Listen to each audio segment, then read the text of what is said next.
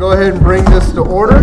Welcome to the, it's now 5 o'clock. Welcome to the special called meeting on May 28th. Tonight, as everyone is aware that has seen the agenda tonight, is to discuss our budget, have further conversation as was continued, not procedurally speaking, but literally speaking, from the work session during last meeting. As everyone is aware, we will not be voting on a budget this evening. This is a conversation and trying to get feedback, and this is also not the public hearing on the budget. That will be at our next regular scheduled city council meeting during the 7 o'clock session, and certainly encourage feedback before then and during that time. So tonight will be for council and staff to be able to discuss what we have in front of us and what demands are on the city and what things we're going to move forward with in all in one step. And with that, we'll go ahead and call this thing to order and ask Ms. Getz to please conduct a roll call.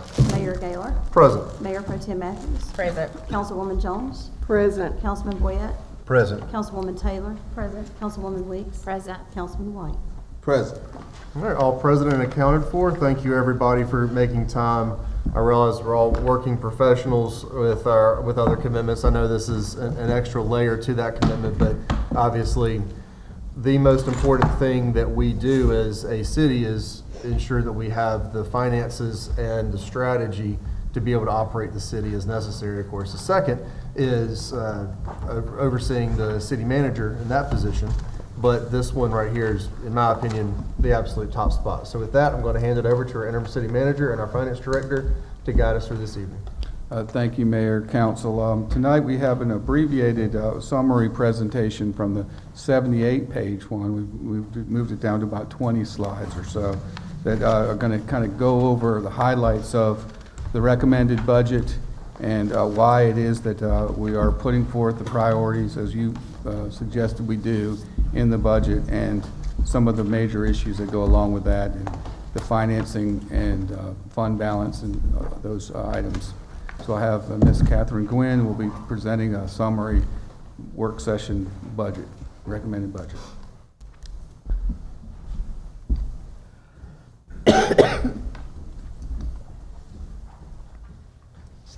Good evening, Mayor Pro Tem, and Council. Thank you for having me tonight. Tonight we're going to be presenting, just as the manager said, an abbreviated budget. Just to go over for the public that may not have heard at the last session that we did, the more detailed presentation, just to give them an idea of our topic and what, width and breadth that this budget has for the fiscal 25 year. First slide, thank you. So this is just a summary of the overall budget. So this is all of our operating funds, and as you will note, the general fund makes up approximately 65% of the entire $86.5 million proposed budget for this year. The utility fund makes up about 30%, so you can see 95% of the $86.5 million total budget that we have relates to the utility fund and the general fund, which is, of course, our major topic. Next slide. This is just a table representation of what was presented on the previous slide in the pie chart. You will see the second column says FY25 manager recommended a total of $86.473 million, as repeated from the previous slide, and the funds that is made up by that, and you will see it starts with the largest, which is the general fund, which is a total of $55.9 million for this current year, and the utility fund of $25.7 million. You will also note at the very bottom, I noted for you that the prior adopted was about $76 million. This current year is $86 million. Represents a $9.8 million increase in the total operating funds budget, which is about a 13% overall increase. You will also note that the top line, the general fund, represents a 13% increase, and that's not by coincidence. Because the general fund is your largest driver of cost, as I said, 65% of the $86.5 million budget is driven by the general fund. So therefore, proportionality, the 13% increase is given through the general fund. And the one thing I think we will note again, as the manager has said many times, this is really a salary-driven budget. It's a public safety salary-driven budget, as we've discussed many times before, and he probably will touch on that some later this evening. So next slide. Okay, so we're going to talk a little bit about the general fund recommended budget.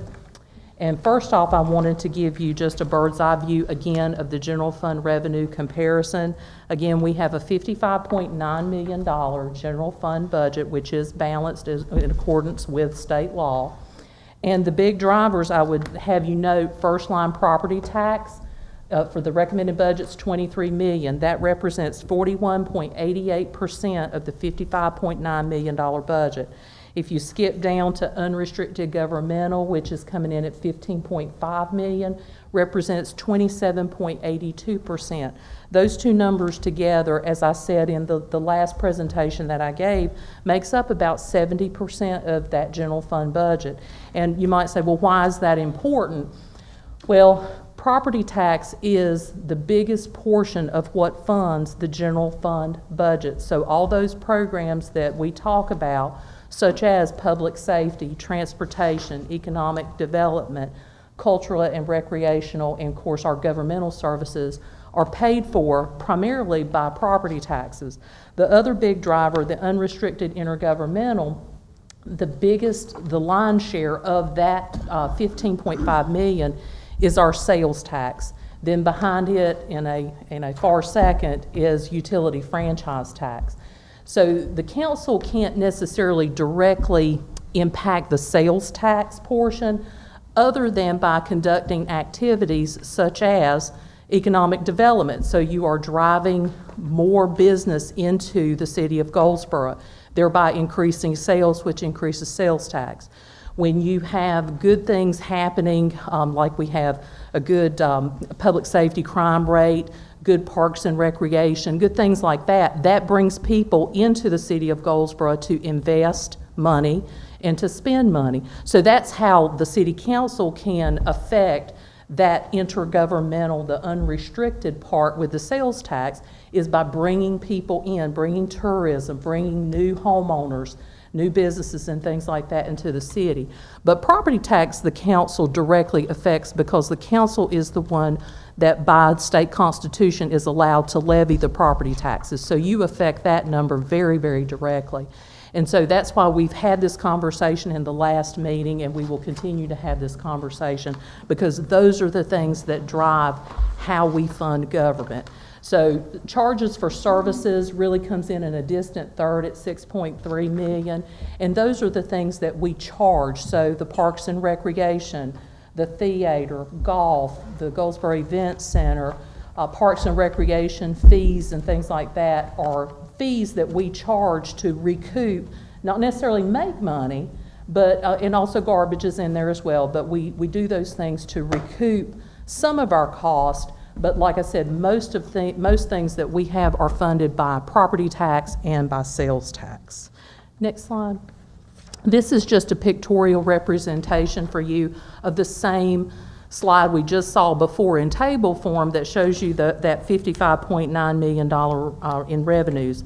The blue slice of the pie and the purple slice of the pie represent the property tax and the unrestricted intergovernmental, which is the sales tax, which is, again, as I said, 70% of that $55.9 million budget is made up of those two items. So just a pictorial representation. Next slide.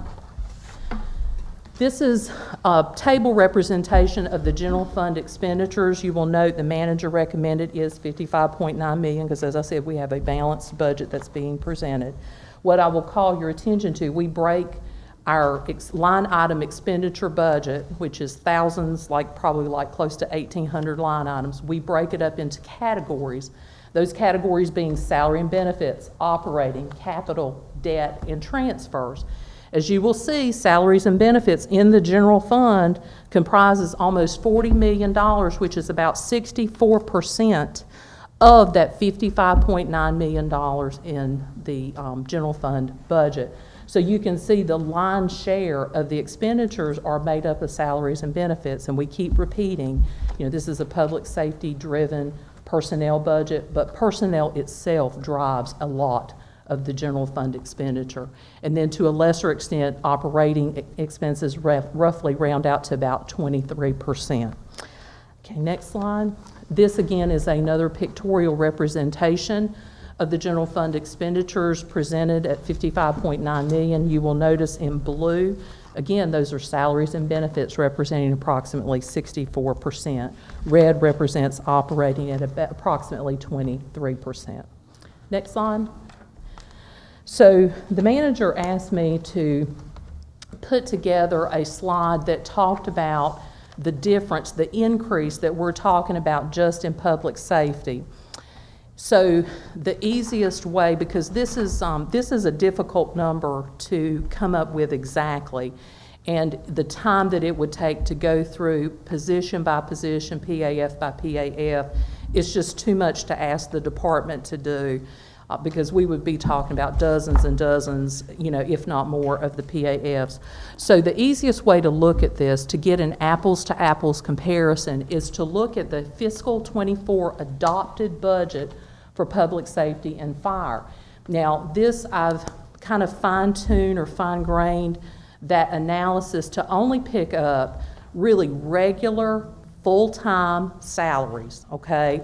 So things like holiday pay, overtime pay, bonus pay, things of that nature, all that's been excluded because that's not what we're talking about. What we're trying to see is the increase that's needed in order to fund that FY25 budget. And then I put in benefits, and it's really difficult to break out benefits when you're talking about, well, what part was related to holiday, overtime, bonus, things of that nature. But they should be consistent fiscal year to fiscal year. So when you look at the 24 adopted up to the 25 manager recommended, it's approximately $3.4 million more. Now, you just have to take into consideration that there are also other things that are going on in both the adopted and the manager recommended, because there may be promotions for particular positions that are budgeted in one, not budgeted in the other. But when we're talking about the big picture of the increase that the council approved, what we're looking at is about $3.4 million more, or roughly a 26.23 average increase. So it's important to recognize that when we talk about that property tax rate and the increase, there's a lot of that increase that the general fund, we're taking out of fund balance in order to fund some of this, okay? So that's the only point I wanted to make with that slide. Next slide. So next we're going to talk about the utility fund. And again, on the utility fund revenue, what I would like to point out to you is the first line, it's the biggest one is the charges for services, which is the first line item. And the manager's recommended it's about $23.7 million. And that represents 92.4% of the utility fund revenue. So what this tells you is what drives the utility fund are charges or rates paid by our rate-paying customers, okay? So that's the big takeaway that I'd like, because the other types of revenues that we draw from and that we're able to draw from are much smaller in comparison to that $23 million. And in an enterprise fund, by its definition, it is supposed to at least recover its cost. It does have to have some monies, if you won't want to call it profit, it has to have some equity that it builds in order to take care of its capital needs. But I just wanted to point out to you how important it is to understand that the utility fund is funded by charges for services. Next slide. Again, this is a pictorial representation of that $25.7 million budget, and the blue represents charges for services. So you can see how big an area, landmass, that charges for services make up in the utility fund. Catherine, Yes. question on miscellaneous. What is driving miscellaneous? So- what is the revenue there? Yes, ma'am. So in miscellaneous, part of that is we have a customer that pays industrial charges, and I don't know if Bert's here or not. Well, Richard's here. If you have more questions about that, we can't talk about who the customer is, but that's generally driven by that customer. Sir? Sewer use charges, Yes. surcharges. Surcharges, that's it, surcharge, thank you. So that's the majority of it. Essentially fines. Yes. Does that help? Okay, thank you. Yes, ma'am. So let's go to the expenditure slide. So just as in the general fund expenditure slide that I showed you earlier, this is broken down in the same manner: salaries, operating capital, debt, and shared services and transfers.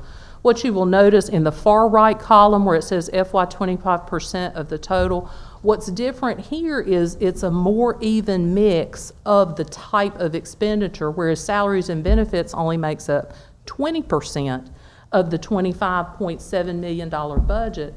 Operating represents almost 28%, capital represents 25%. So between operating and capital, that's driving a lot of this budget. And I will say that we have a number of capital projects that have to be done, and they're paid out of the utility fund, and they're cash paid. These are not financed projects or grant projects, but these are things that have to be done. So that's a big driver when you look at the adopted was 1.5 million in the prior or the current year that we're in, and the upcoming year at $6.4 million. So you can see the mix is a little bit different. For example, like debt, we're paying approximately 10% of our budget is just to make debt payments on stuff that has been done, and now we're just paying it off. Okay, next slide.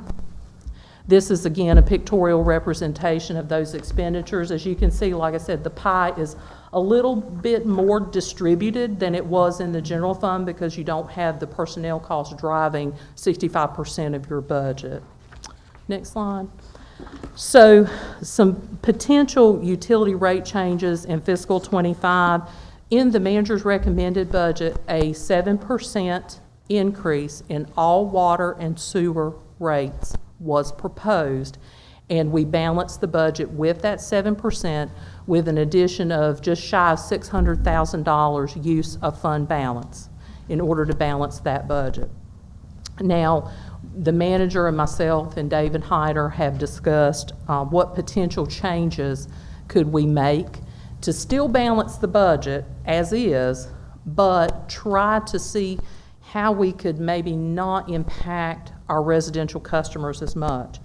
And what that means, and there's more detail on the next slide, but on this slide, what we're going to be talking about is changing the sewer capitalized rate, which is what I would kind of call the regular rate, increasing that by 20%. The sewer capitalized industrial bulk rate would have a 10% increase. All other rates and classes in the sewer would have a 5% increase in lieu of the 7% increase that was proposed in the manager's budget. The water, we have looked at all rates and classes having a 5% increase as opposed to a 7% increase. Next slide. I know this is very tiny to read, but this is a proposed schedule if the council, so desires. If we went in the manner that I just explained on the previous slide, this represents, and I'm not going to say, I tried to check my math the best I could, so please forgive me if I made a clerical error. So the official rate sheet would have all of this, but I believe this is correct, reflecting that 20%, 10%, 5% rate structure. And so what I've done is I've broken it up to say the water rates, which I said all rates and classes, 5%. The next section, the sewer rates, those subject to the 5% increase, those two items that are subjected to that. And then sewer capitalized rates, the 20%, and then the sewer capitalized 10%, which is the industrial bulk capitalized rate, showing the 10% increase. So I tried to put it in little compartments to make it a little easier. Okay, next slide. And the manager asked that we put, and this, I know this is a little small to read as well, the utility cost of service, and I don't know if he wants to say anything particular to address that. It's just, I wanted to make sure that everybody understood that our rates, as they're structured now, are residential rates. We meet that cost recovery number, which is around $8.60 per 1,000 gallons. Where we're not meeting our cost recoveries is on our well low is on our larger industrial customers, particularly Seymour Johnson Air Force Base. So when he talked about the 20%, that sounds like it's a lot, but it's really $4.03 per 1,000 gallons going up to $4.84 per 1,000 gallons, which over the span of a year for something like that, maybe, you know, $40,000 or $50,000. I haven't looked at the calculation on what that would look like with them, but that's not a lot for Seymour Johnson to absorb those kind of rates increase. Whereas passing that on to, or having the residential pay that amount would be putting the burden on them. And we just felt like that because some of these larger ones, namely the Air Force Base, was so much lower, and some of our outside the city, the town customers are so much lower, we wanted to shift the burden back on them, because that way we could lower our residential rates here in town. I'd also like to point out, specifically with that, since we're referencing the base specifically, and they're not the only ones impacted by this, but this is not done in isolation. This is done with conversation spreading over at least a year and a half that I can say I've been privy to, of discussing with then commander and now commander, as well as their different support staff. You know, this is not something that's just, oh, it's Tuesday, let's do that. So don't get the wrong idea. But it does make a big difference in ensuring that all the different tiers and all the different rate structures are as equitable as possible for all stakeholders, the residents, industrial clients alike. Okay, next slide. And so we updated the water sewer rate comparison, and you'll see the proposed rate, Goldsboro FY25 on that, it's third from the top down. The total expected average bill is about $89.44. When I presented last week in the presentation book, I want to say it was $90.30, 40 cents, somewhere in that range. So it saves the customer about $1 per month on the bill by going to a 5% rate increase in lieu of the 7%. And I think that's all I had on that page. Next slide. And this is just a graph, bar graph representation to show the solid line shows where Goldsboro is currently, which is just under the average of this peer group comparison that's shown. And then the dotted line shows what the potential proposed at the 5% for a residential customer. So it's just a shade over, it's that $89.44, so it's just a shade over the average of $87 per month for this peer group.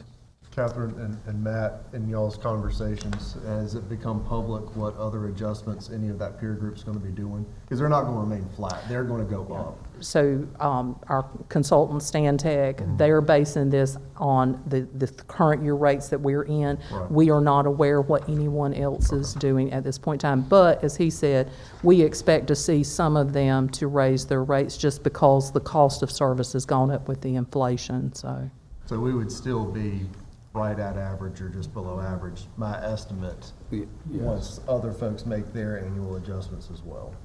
Cause Mount Olive get any of their water from us? Mount Olive, actually, Matt, I'll let you answer that. Mount Olive, I know that we do their, no, they don't get our water directly from us. Sewer, nothing. We No, don't sir. do anything No. with them. That's something that's under consideration with the merger study. Gotcha. We'd like to, because we'd like to be able to take some pressure off their industrial park, be able to get them up and running. But we got to do it in a way that allows Mount Olive some flexibility to expand its own municipal footprint. And so that's a conversation that I definitely want to have and have broached, but I'm not at a level of maturity that we can really get anything before council right now. It's under study though right now with the, and in fact, we have another meeting tomorrow and they have a draft report they just sent out. So of some of the feasibility of those particular things happening down the road. okay, next slide. And so my last slide of the presentation, just to remind the public that the city is scheduled to have a public hearing Monday, June 3rd at 7 p.m. in the council chambers, and that the staff is expecting to recommend adoption of the FY 24-25 budget at the June 17th meeting, regular session. And I know the manager may want to have the pavement condition survey information provided by Jonathan, but also we wanted to allow the council time to have questions and discussion about the budget. But that concludes my portion of the presentation. So thank you.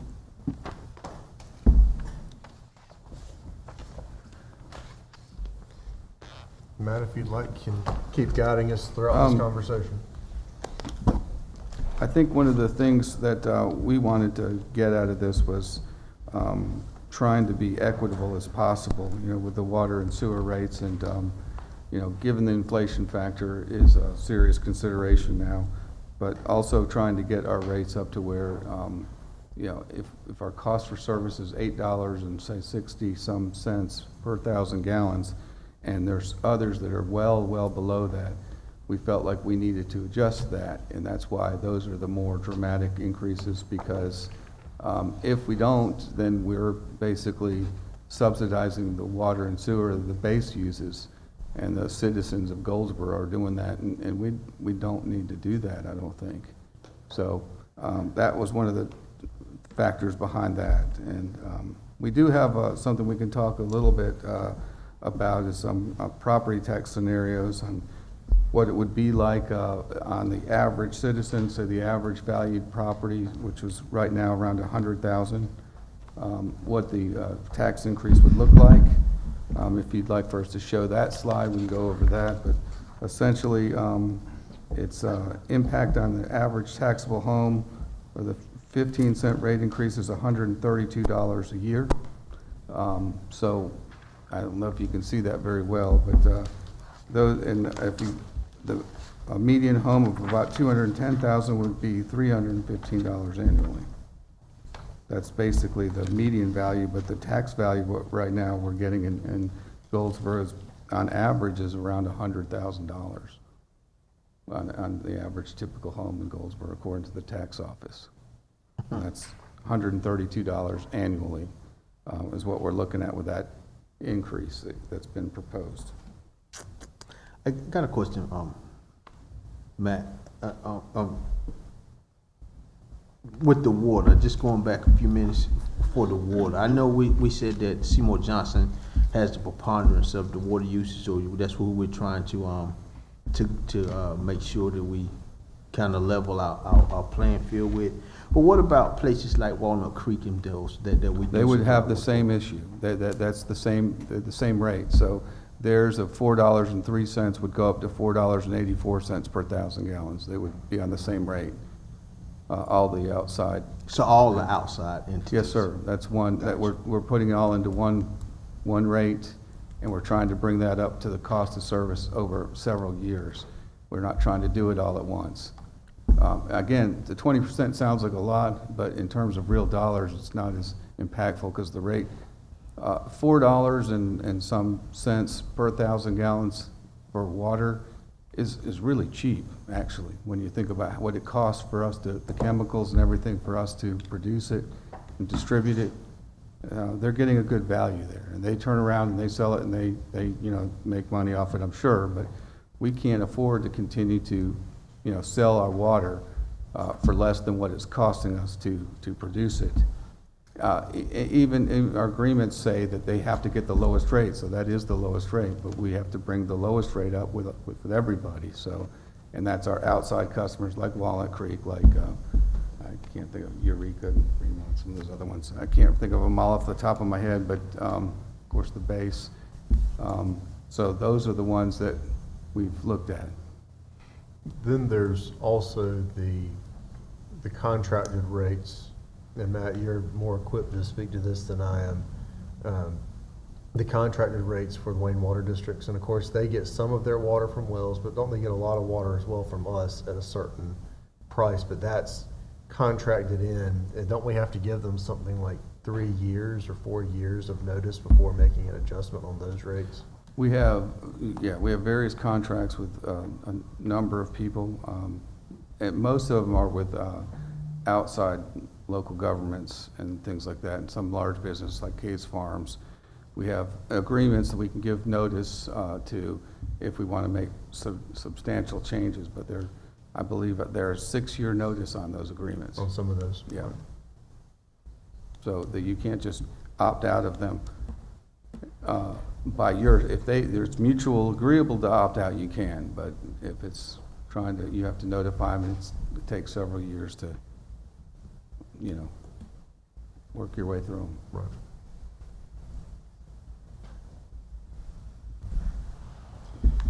Council, any other questions on those points before we continue? All right. Matt? Oh, sir. Yeah, you'd asked at the last budget presentation about, the council had asked about the pavement condition rating index. We have Jonathan here that can present on that, if he's ready to do that. Are you ready to talk about the pavement? Okay. Just explain what the pavement condition rating index is and where we're at with that. I think that's all they really want to know. Yeah, Jonathan's been yeah. out, so welcome back, Jonathan. Thank you. Into the fire. So we do ours every 3 to 5 years. We do just kind of a windshield, kind of survey, and that's more really subjective than anything. We need to get one done professionally. The last one we had was in October of 2009. I know Matt, I kind of listened at the last council meeting. I know that, Matt had talked about wanting to do a street bond, and as part of this PCR, when we get it done professionally, they'll kind of give their recommendation as to what that bond needs to be. In 2009, they recommended $7.5 million for a street bond, and we ended up doing $7 million street bond, and we did three really large resurfacing projects, $2.5 million, $2.5 million, and then $1.5 million.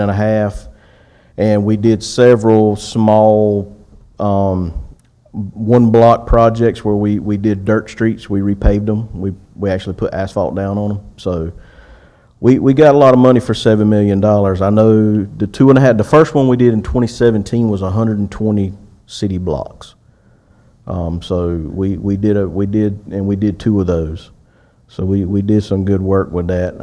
But with each year that passes, those other streets just continue to fail. So we just need to continue on, get a professional in here to tell us what it needs to be. And I just kind of did some rough numbers. I looked, I think the city of Durham, they put one out at the beginning of the year. I want to say there was 1,100 miles of streets that they were doing. It was like $300,000.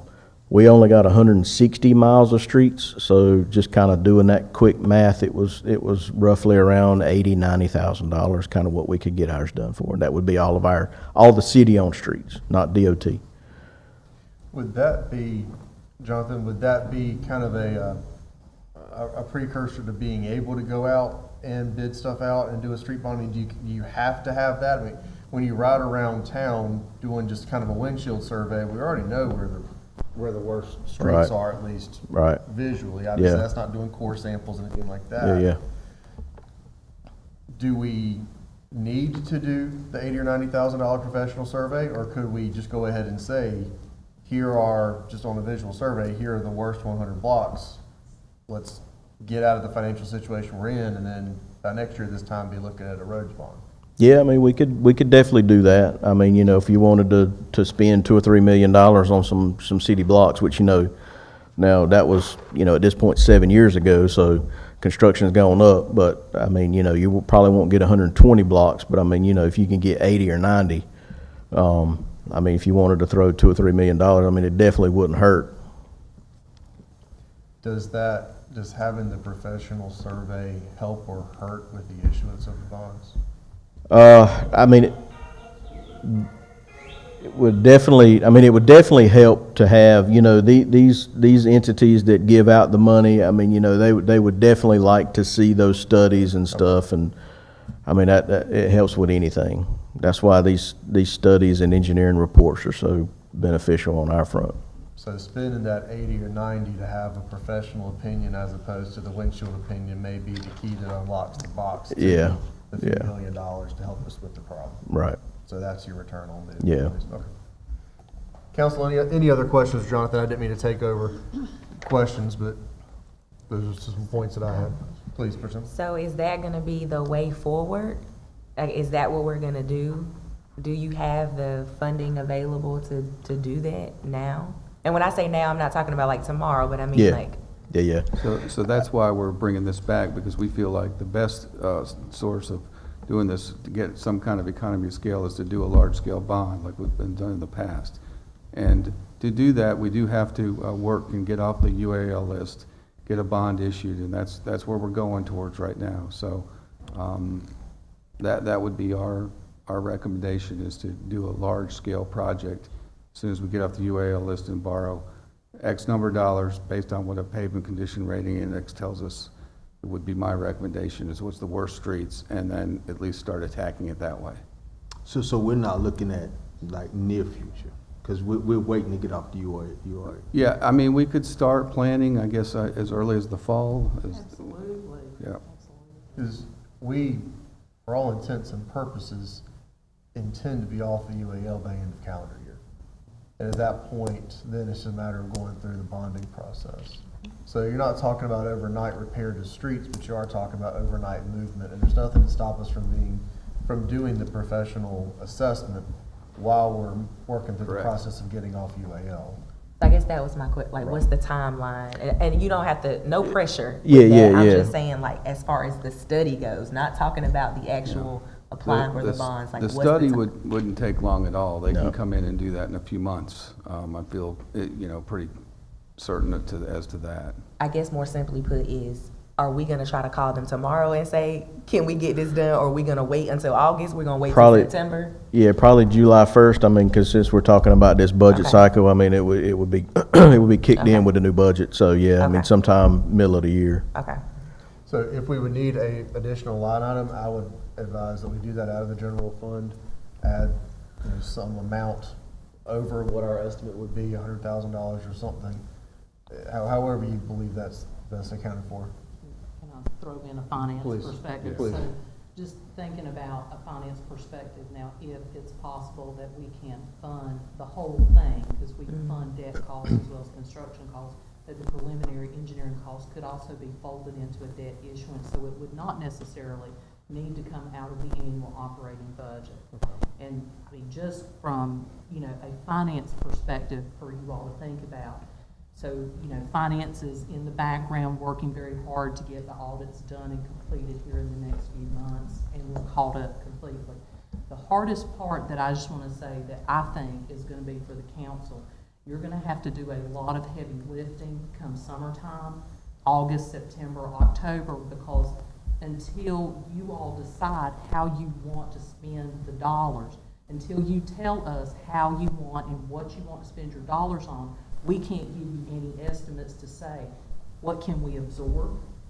What needs a tax increase? So you have to think about, how do you dole out your dollars? Is it going to be on a public safety building, a Parks and Rec building? Is it going to be on streets? Because I will tell you, probably, as the previous councils have been told, like with Herman Park Center, it was going to require like a 3 to 4 cent tax increase in order to pay for it. So until you all have come to a consensus and voted on this CIP that the manager's working on, you don't even need to worry about the finance. Let finance handle it. We will come back to you. We will be prepared to go to the LGC to present the city's case, but you all have to make those decisions first. Councilman Boyette, you had raised your hand. Just a quick question for clarity. So if we were to, we would be making asking for the study and getting that done realistically, that would happen within one budget year, and then the bond and the path forward would happen in the next budget cycle. But those things don't happen in the same budget cycle, right? They can. They can. But is that reasonable or normal to be able to move that quick? I think it just, so the manager and I will sit down and talk about what are our financing options. Do we want to go to the people and have a referendum? Do we want to do some tax increment financing? So there are a lot of different options, and it depends on which one we pick. So referendum to me would take longer, wouldn't you say, Matt?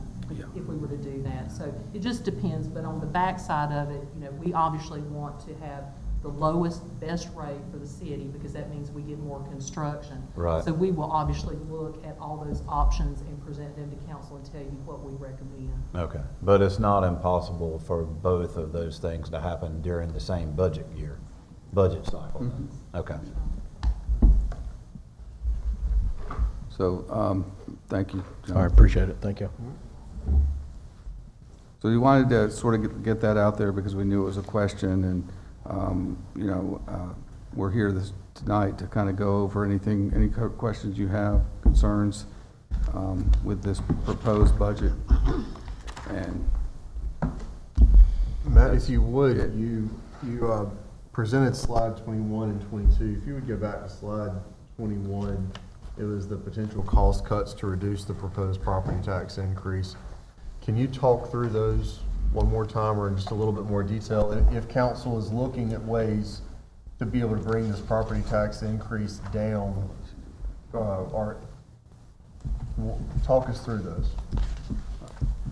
I'm going to let Catherine do that. We talked about these and, delaying the COLAs, also putting in some of the other ones, depends on capital, instead of financing it, some of the cuts there, or reductions, so I'll go ahead and. So the manager's proposed recommended budget has a 15-cent property tax increase and approximately $1.1 million use of fund balance in order to balance that $55.9 million general fund budget. So the manager asked me to put together some options, and he told me different things that he would like for us to consider if we wanted to try to reduce the property tax increase. So these would be based on what council's feedback is to us, would come back on the proposed adopted budget numbers that we would present to council. So this is typically, we come back and we look at things, we make changes. So we're not changing the manager's recommended budget, but what we're proposing are things that could be changed in the proposed adopted. So I just want to make that part clear. So one thing that we talked about was the employer health insurance. So when we looked at the per person per month cost, when we started with the FY24 adopted budget and the number we used, I estimated roughly a 10% increase, and I was trying to be conservative because it caught me unawares this past year and the increase was actually more. When Matt and I talked, we really, the cost should either stay the same, which would be break even, or it might even go down a little because we are switching from Aetna.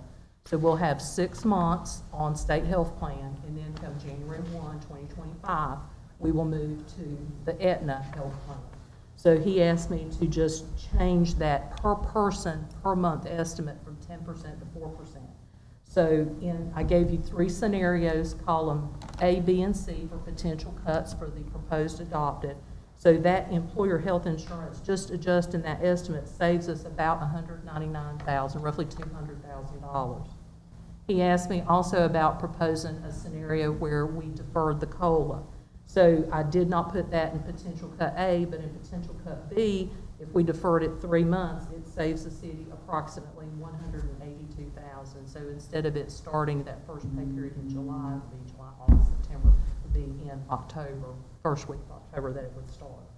If we deferred the COLA 6 months, which means that 2.5% would take effect for all employees, sometime the first pay period in January of 2025, that saves the city approximately $365,000. And then for all 3 potential cuts, if we removed the community development position, the salaries and benefits, that saves the city approximately $62,000. If we remove that new minimum housing position, which was in planning, that saves approximately $73,000 across the board. And the only item that was not financed that we felt like we could cut is in public works. There was a $55,000 expenditure for lifts, which they need, but it's not financed, so that's cash out of pocket. That would save $55,000 across the board. So when you look at potential cut A, is a savings of about $389,000. Potential cut B, a total of $571,000, and potential cut C, $754,000. Then I also projected a potential use of additional fund balance, which you all know how I feel about using fund balance. It's not for recurring expenses. However, if we bump that number up to the same number we're using in fiscal 24, which is $1.5 million, that's about $396,000 more. So that brings us to a total of $1.5. So when you look at what the value of a penny is, and if you look at it's like the fourth from the bottom line, the proposed tax increase 15 cents across the board. If we reduce it for the proposed cuts in, for A, it's a little, not quite 2 pennies. In column B, it's about 2.5 pennies. In column C, it's a little over 3 pennies. Additional use of fund balance is a little over 1.5 pennies. So the revised proposed tax increase for cut A would go from 15 pennies to about 11.6 pennies. In B, it would go from 15 pennies to or basically almost 11 pennies to round it. And then in potential cut C, it would go to approximately from 15 pennies to 10 pennies on the tax rate, that we could make the adjustment, making these potential cuts for the council. So we wanted to just provide you some various options if that's the direction you chose to proceed forward with. So that's all I have. Catherine, if I can ask for some clarification.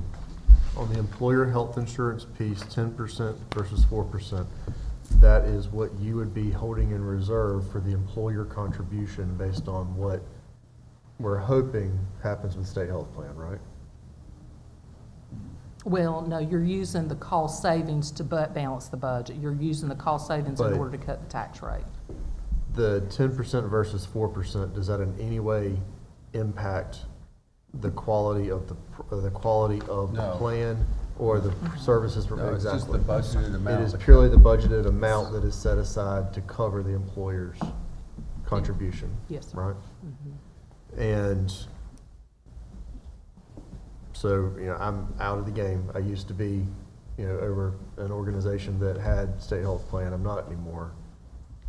I haven't heard anyone really forecasting that much of a savings with that, and I'm more hoping with a service change and different things, as well as just kind of the bidding process being what it is. Realistically, you think that the employer contribution is going to be closer to the 4%, or is it just kind of a hope and a prayer at this point? We really don't get any information from Yeah. the state health plan. I don't know if Bernadette, she's shaking her head, no, Yeah. she doesn't get anything either, so. Historically, they've been very low, in Right. terms of the rate increases, so that's, and with them changing, you would think they wouldn't be changing to something that's gonna be a lot higher in cost. So, but, there's no guarantee there, but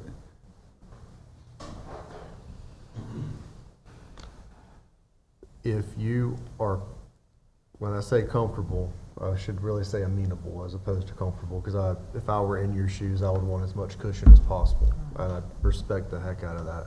It's certainly the way that I would play my cards. If you are amenable to changing the 10% to the 4% for the employer health insurance set aside, I do not want to impact COLAs. I don't want to impact new positions, although I do, over the course of this year, think that we need to look at our non-public safety authorized positions, our total FTEs, that in the last decade has grown notably, and I'm referencing page 40 of the handout from last time, where that we've gone in non-public safety general fund covered positions from 176 up to 208. I believe that this year we need to be very strategic as we look at a salary plan for how we want to roll positions throughout the organization. I don't want anyone, I don't want any existing employee cut or any, don't get the wrong idea. I'm purely talking about where the positions are allocated within the organization. By next year this time, I'd like to see us back with a plan using natural attrition to be closer to the 200 non-public safety plan positions. And again, Catherine, I'm on page 40. So that we can start looking at next year this time being in a much better position, given that we are such a salary-heavy budget. So I realize that the two things that I just said are a bit counterintuitive, because I do support adding the minimum housing position and the community development position. I believe those are two things that we need. The capital not finance, that 55,000, I don't know enough about that particular piece of equipment, so I'm not here to offer an opinion on that. I have to defer to Matt on that. But off the top, I would like to say the additional 396,000 of fund balance, if that can accurately and reasonably be attributed to one-time expenditures, not recurring salary costs. I'm in favor of doing that. And if you're amenable to doing the health insurance set aside, reducing our set aside there, that should get us every bit of 600,000, which is about a penny and a half, without having to do too much else. That's just giving the rest of council opportunity to kind of think through things while I toss out my positions. A penny and a half? Wouldn't it be more? Would it, It would be, yeah, it would be almost 3, not 1.5. The value of a penny is 280, 260 something. 260, and the total. Okay, there you go. There you go. So that's my opinion before hearing everyone else's conversation. Council? Councilman Boyette, please. Okay. I don't necessarily want to speak first. Well, that's why I went ahead and got it out of the way. You know, Well, just for the sake of saying, particularly to the rest of the council, so this being my first budget and cycle and going through, it would be worth saying that I've been through every page and every line of every item in this entire big book, and when in doing so, used up a pack and a half of sticky notes, as everybody can see hanging out of my notebook there. And 90% or better of these sticky notes was representing a question that I had for clarity on things. And so I had an opportunity Friday to sit down with Matt and Catherine and go over my list of sticky notes, because I was afraid, as a new council member in my first time with a budget, that if we were going to have a 2-hour budget session, that I might eat up too much of that time. And sure enough, it took me about 90 minutes with the two of them to get through what I needed to get through. And so I didn't want to hog the time of the rest of the council when there's 7 of us. But that said, I got my questions answered and have my arms around the budget. And I would agree with your comments, Mayor. I don't want to see. I actually asked for a couple of things to see if we could. There are a couple of small things to see if we could find a way to add a couple of things, not take things away.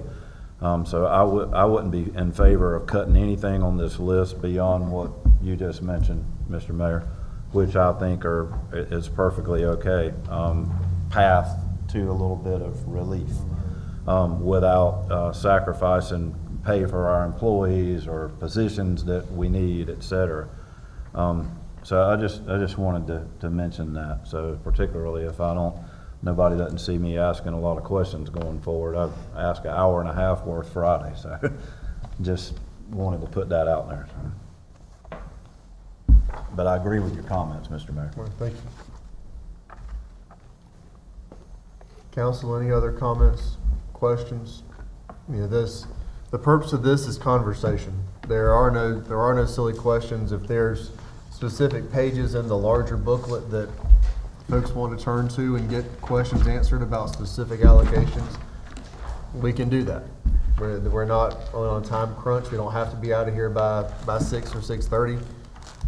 Just want to make sure that everyone has ample opportunity in private and in public to be able to ask the questions that they need to ask. I can start with the first question. All right, go right ahead if you'd like. So, Matt, my first question is page 401, and it is the agency support to the Goldsboro Housing Authority for close to $100,000 for cameras. They're a private entity. They get grant funding. They are please explain to me why we're using $100,000 to provide cameras for the Goldsboro Housing Authority. Thank you. That's an interlocal agreement that we have with the Goldsboro Housing Authority to, in lieu of their what's called payment in lieu of taxes, which is called the pilot program, which the HUD programs do. based on like a 1950 statute, because they're using property, but they're not paying property taxes. They do a pilot, and the pilot was, I don't know, maybe in the neighborhood of $120,000. And the Housing Authority and the board came to the mayor, the previous mayor, I guess, David Ham, and requested that the city pay for a part of the operational cost of that through the reduction of their pilot payment, one-time annual pilot payment taxes. So that's why that's there. There's an agreement in place for that. But what it is, it's so that Now, we have when access to when their was that tsunami agreement? cameras. When did you say that agreement was? The last one we did was about what? It started under Allen. And Okay. then Now, that was back when he was on the board for the Housing Authority, correct? Because wasn't he at one time on the board for the Housing Authority? I don't know. The mayor's position, generally speaking, attends, but is not a voting member of the Housing Authority. Okay. But the purpose of it is, so everybody understands, is that they have tsunami cameras, which are excellent cameras, that basically cover the whole grounds in various portions of the Housing Authority property. And it gives us access and available to connect to those cameras and review those cameras, and helps us with fighting crime in those areas. Is that about the gist of it, Chief? Those tsunami cameras, our ability to access them remotely? We've always had the ability to access them before we did the Okay. payment. I'm still not understanding, maybe it's my ignorance, $100,000. They're a private entity. If it were a private business and they had a large crime rate, you know, the police department would go, you would tell us as a business, I'll just use myself for an example, hey, we've got a large crime rate here, you've got to increase your officers. At one time, I do know that they were even paying for officers in that area, and so I'm still just not understanding that. Yeah, I understand your question, and the only thing I can say is that unless we do away with that agreement, we're obligated to make those payments. Matt, do you often, this is getting really down in the weeds to ask you to remember this, but do you remember the term of that agreement? How many more years? Or is it a year by year, or do you have any idea? It was for a certain number of years, and I'm looking in my file now, and I don't have a copy of the signed agreement, because we did this. Laura, wouldn't you say that this came up maybe like 6-7 months ago?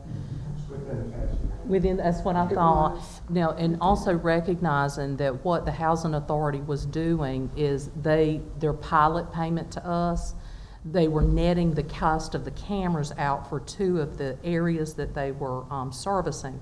And then when it became apparent to myself and the manager, and Mayor Ham had gotten involved in it, they really shouldn't be netting the payment. They should be paying us in full for their pilot. So to say they were doing it all along, but we just didn't have it properly accounted for through an agreement. So that's why, but essentially with the new agreement, what it did, where we netted maybe about 30 or 40,000 in additional revenue in the general fund, the new agreement basically wiped it out. So generally, we get about 100,000 from the Housing Authority, and we're paying 100,000. They actually increased that. And I just don't remember. I don't know if Laura knows off the top of her head. I don't have the final agreement, but in my mind said it was more than a year. Wouldn't you think it was like maybe 2 or 3 years? I thought it was 3 years. Yeah, it says in my mind it was more than a year, though. Chief saying 3. 3, okay. Yeah. Thank you, Chief. I couldn't remember. But that's basically what it is. It's an agreement we have in place to, instead of receive their pilot, just have their pilot pay for those services for the cameras. And Councilman Weeks, to add to your thoughts on this, there are 2 housing authorities that service the city of Goldsboro, and the other one pays for their own cameras. Correct, they do. Right. And they also pay for officers as well to patrol that area. And that was going to be my next question. Is the Housing Authority paying for any officers to patrol their area? Not to my knowledge. They were at one time, I do believe, so. Okay. Eastern Carolina Regional. Okay. So if Eastern Carolina Regional is, why isn't Goldsboro Housing Authority held to that same standard? Why aren't they paying for officers to patrol the area? I would certainly encourage them to do that. Yes. You know, we don't, they're not like a department of the city or anything like that, so we can't really say, yeah, you must do this, so, but, you know, I have seen where there's grants in place, and obviously Eastern Carolina has one for officers that are, you know, the part of their time is dedicated to on-site work there in that location. And maybe they had it in the past, I don't know, Chief, here, maybe you can answer that, but. They may have had it several years ago, probably 12, 15 years ago. But it hasn't been in the last 8 years that I'm aware of. As far as with Goldsboro Housing, it's always been Eastern Carolina. And it's a portion of the salary of the officer in exchange for us working a portion of our time in their area, providing services to them specifically. I do know the HUD does allow for housing authorities to set aside or ask for monies for that kind of supplemental police work. I would really like to see us look into that same arrangement. I really would. There's grant funding available. And so I'd like to see us hold them to that same standard. I'll look into it, thank you. Ms. Jones and then Ms. Taylor. Yes, I wanted to, I know different monies go into different lines, different item lines. Could you refresh my memory, the $100,000 that was donated by the ABC board, what item line, where did that money go? Ms. Jones, are you talking about like the distributions that they give to us? Yes. Yes, ma'am. So that's in a revenue. We have two line items. One is for the ABC distribution we get from the state. The other one's for the ABC board, and it is a revenue line item that we use in the general fund. So it's part of general revenues that we are allowed to appropriate. Okay, so our general fund is considered, I call it operational fund, so that means that we can move that money where we need it, or can we not? It's used to balance the budget. Okay. Yes, ma'am. But it's not restricted like Powell bill funds or anything like that, so it's restricted within the general fund for operational government operations. And do we have any availability of the COVID funds left? I don't think so, but I'll let you answer that one. It becomes part of, so the portion that we allocated to the general fund, so, you know, if we set aside, let's say, $6 million of the ARPA money for the general fund and $2 million went for the utility fund, it's wrapped up in that fund balance. So in the presentation book, there's a section, and also in the big book about fund balance. It's part of what's boosting up that fund balance to from that 38% to somewhere around it, maybe like I'm estimating 46%. So we're using it now to help balance the budget. Okay. All right. I want to ask a question. It says, what page is this? I guess it's 114. It is line item 2202 when it says lunch and dinner meetings, and it has several things here: chamber banquet, DGDC, annual dinner, MLK luncheon, air show, those type things. And it says $3,000. And having been involved with MLK, I know that we had no funds. So does that mean that we're just paying for tickets for the employee, or what is that? Laura, as you're thumbing over there at page 114, specifically line 2202, it's luncheon and dinner meetings. There you go.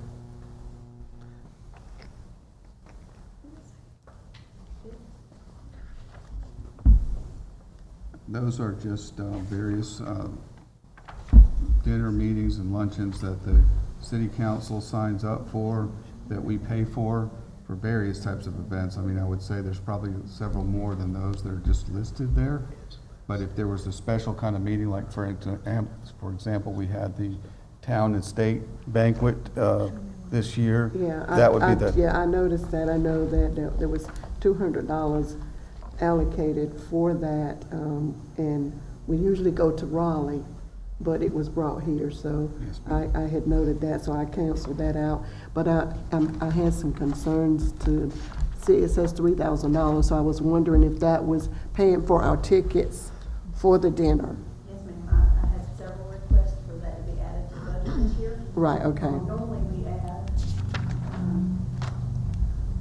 different smaller events, but not all of the council attends. But this time I was asked to add chamber banquet, the DGDC annual dinner, the MLK luncheon, and then the other line items for air show food.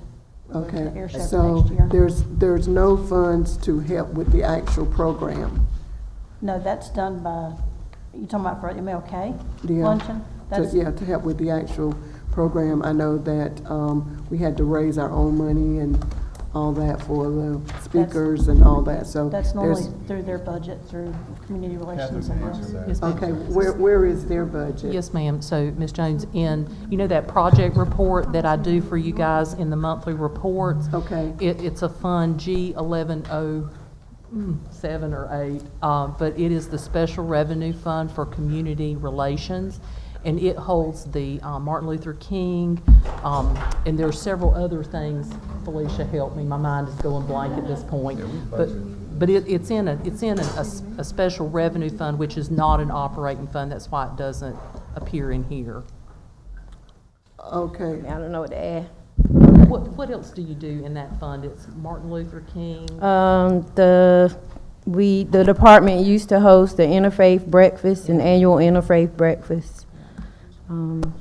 But all those revenues and expenses run through that special revenue fund. okay, so we did not do the interfaith breakfast this year, and there was no money in the funds for MLK.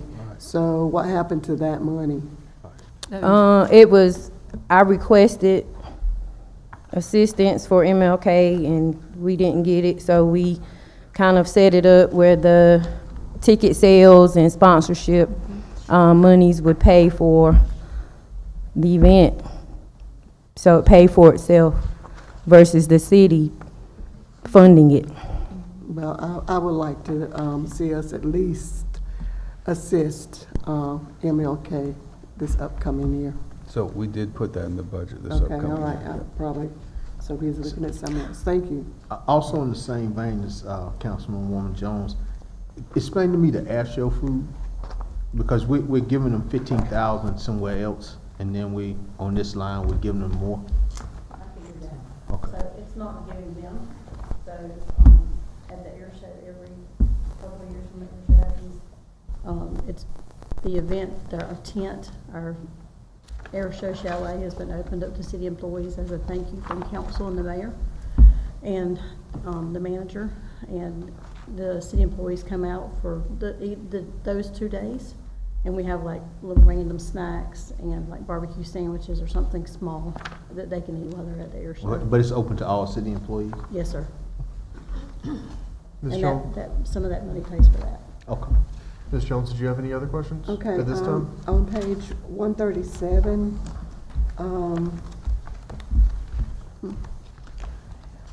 it talks about those steel-toe shoes. Yeah, I can't even find the item line now. I didn't. It's on the previous. 21, 24. Okay, oh, here it is, right here. 2, 1, 2, 4. I got it right here, right before my eyes. So, are our employees not needing them anymore because? So that was moved to another line item, it was just kept there, but it's moved to a different one, and out of human resources, maybe more to the department. Okay, So it was moved to I'm where? guessing that's what happened right there, because we've done that with several things. There's no monies there for Steel's Toad. Yeah, it's populated. We did not delete the line out. So Okay. you see it's zeros all the way across. Okay, Yes, ma'am. okay. Each department budget's their own. They have their own policy on it. Okay. All right, that's that. just for clarity for me, because I apologize, y'all have done an excellent job with this, and You don't need to apologize, that's why we're here. I appreciate, I'd rather you ask the question and I understand it appreciate now. it, not really apologizing, but I want to thank you for all you've done, so, and I do appreciate that. But on, page 6 of this book here, it says general operating funds. And under the FY '24 amended budget 6/30/24 estimated actual June 30th, you had 51 million. Then the FY '24-25, you had 63 million, and now it's budgeted. So where did the $11 million come from?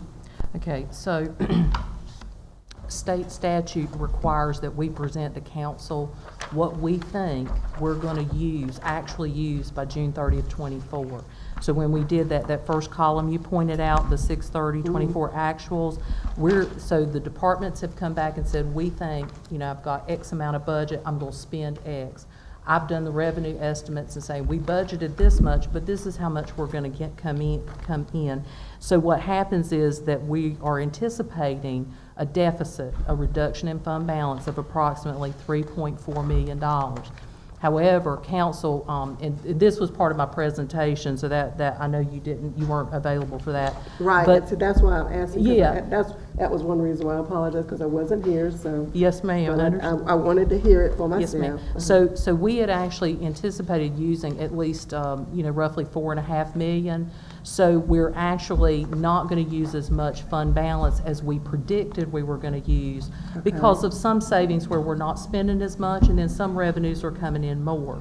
Then, so separate from that, the next column, the manager or the department request. Departments came in and said in their department request, which is in your budget sheets, department request, they asked for $63.2 million in stuff.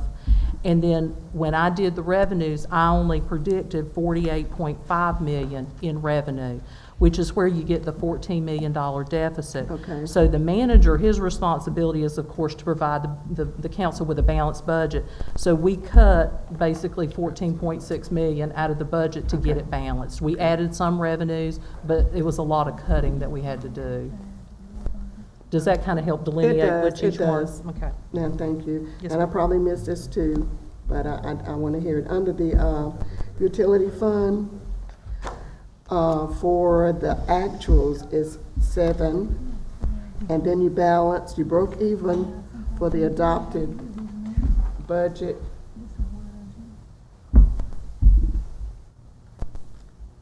I'll wait. I apologize, Ms. Jones. I apologize. It was 7, and then it broke even on budget for 6/30/23, and then it broke even there. Then it was a 2 million, but now we've got a 5 million deficit, and now we broke even. So, Really balance the budget. Okay, right, okay, so tell me what, I want to. So what we do is we also provide you, we're not required by statute to give you the prior year, so fiscal '23, which is the one that we're trying to finish the audit right now.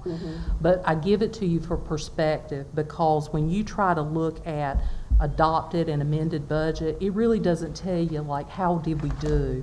So to me, how I interpret this, when you talk about the 7.9 million in the first column for FY '23 actuals, we anticipate the net equity, and I hesitate to use the word fund balance because it's an enterprise fund, but the net equity in that fund, we expect, net position expected to go up $8 million. But that's expected and anticipated, because what you have to think about is what happens. We use some fund balance because we had a bunch of PO rollovers. So part of that, yes, you're going to increase the utility fund by $7.9 million in '23, but we have a ton of PO rollovers that we expect to come to fruition, which uses your fund balance.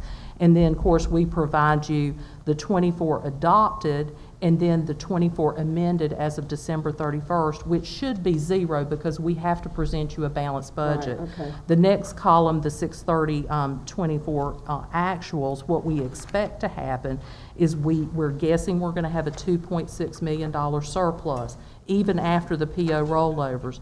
But part of that gets impacted by the fact that we've built in rate increases, so that is part of that. Will it end up at 2.6 million? I'm just not sure until we get through 6/30. But then again, like I said, when you go to the next column, department requests, departments asked for 30 million, and we predicted revenues of 25, which is where you end up with a $5.1 million deficit. Manager has to give you balance, so we either cut expenses or we adjusted our revenues in order to give you that final column, a balanced budget. Okay, thank you so much for going back over that. And I think the people out there will be thankful too. Okay. Any further questions? Ms. Taylor, you had some questions?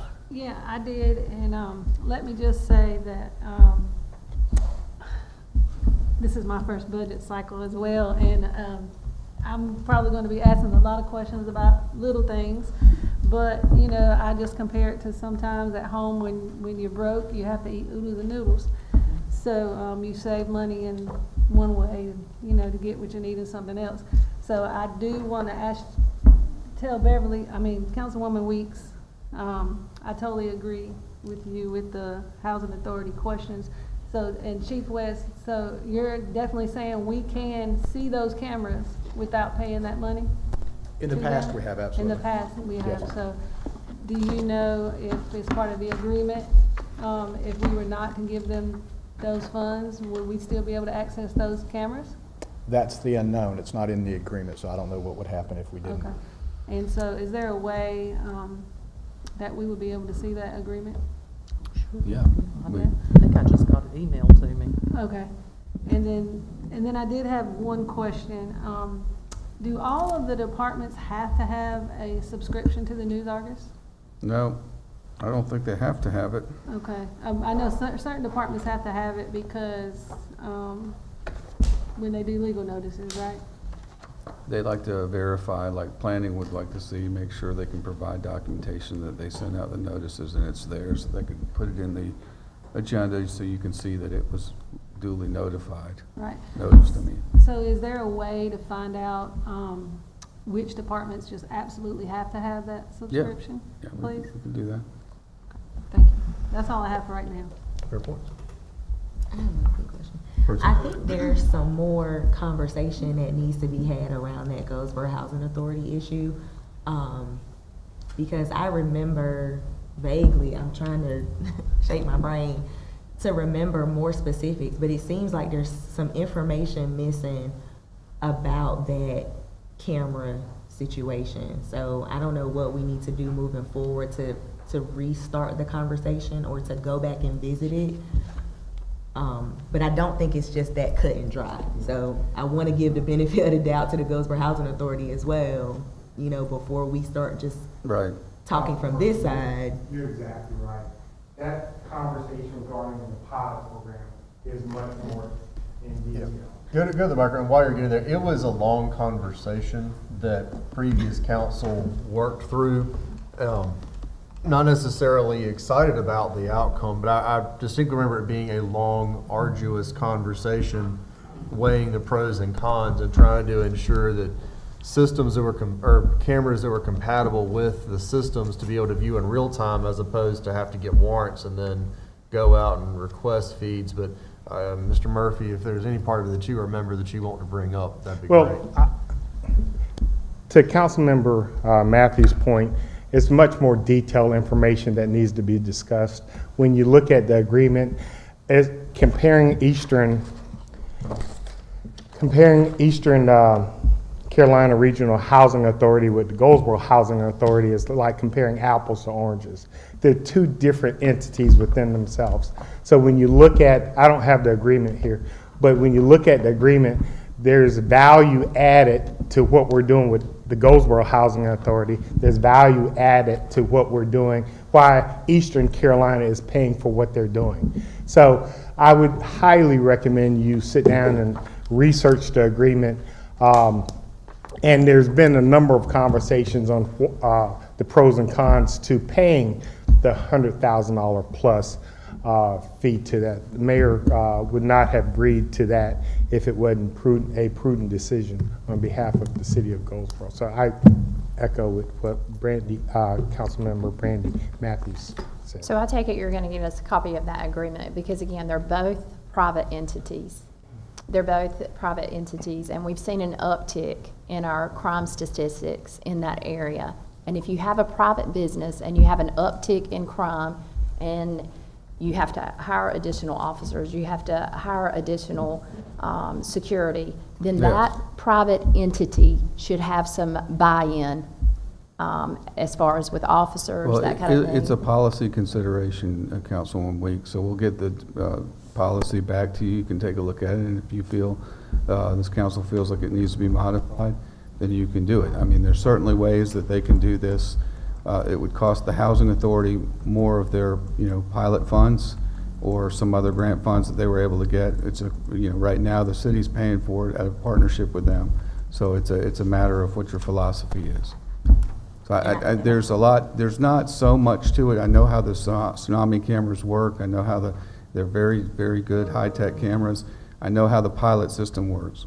It's just that years ago, the Housing Authority came to the city, and the city decided, okay, yeah, we'll reduce your housing, your pilot payment taxes because you're paying for the system. So the question really is, should the citizens of Goldsboro pay for those access so that police can do that to police these areas? Or should it be the Housing Authority? And that's the question. And if so, why is it feasible, or is it equitable for them to use their pilot funds, which are technically, those pilot funds were made to replace what was lost in property taxes. That was the purpose of that's why it's called payment in lieu of taxes.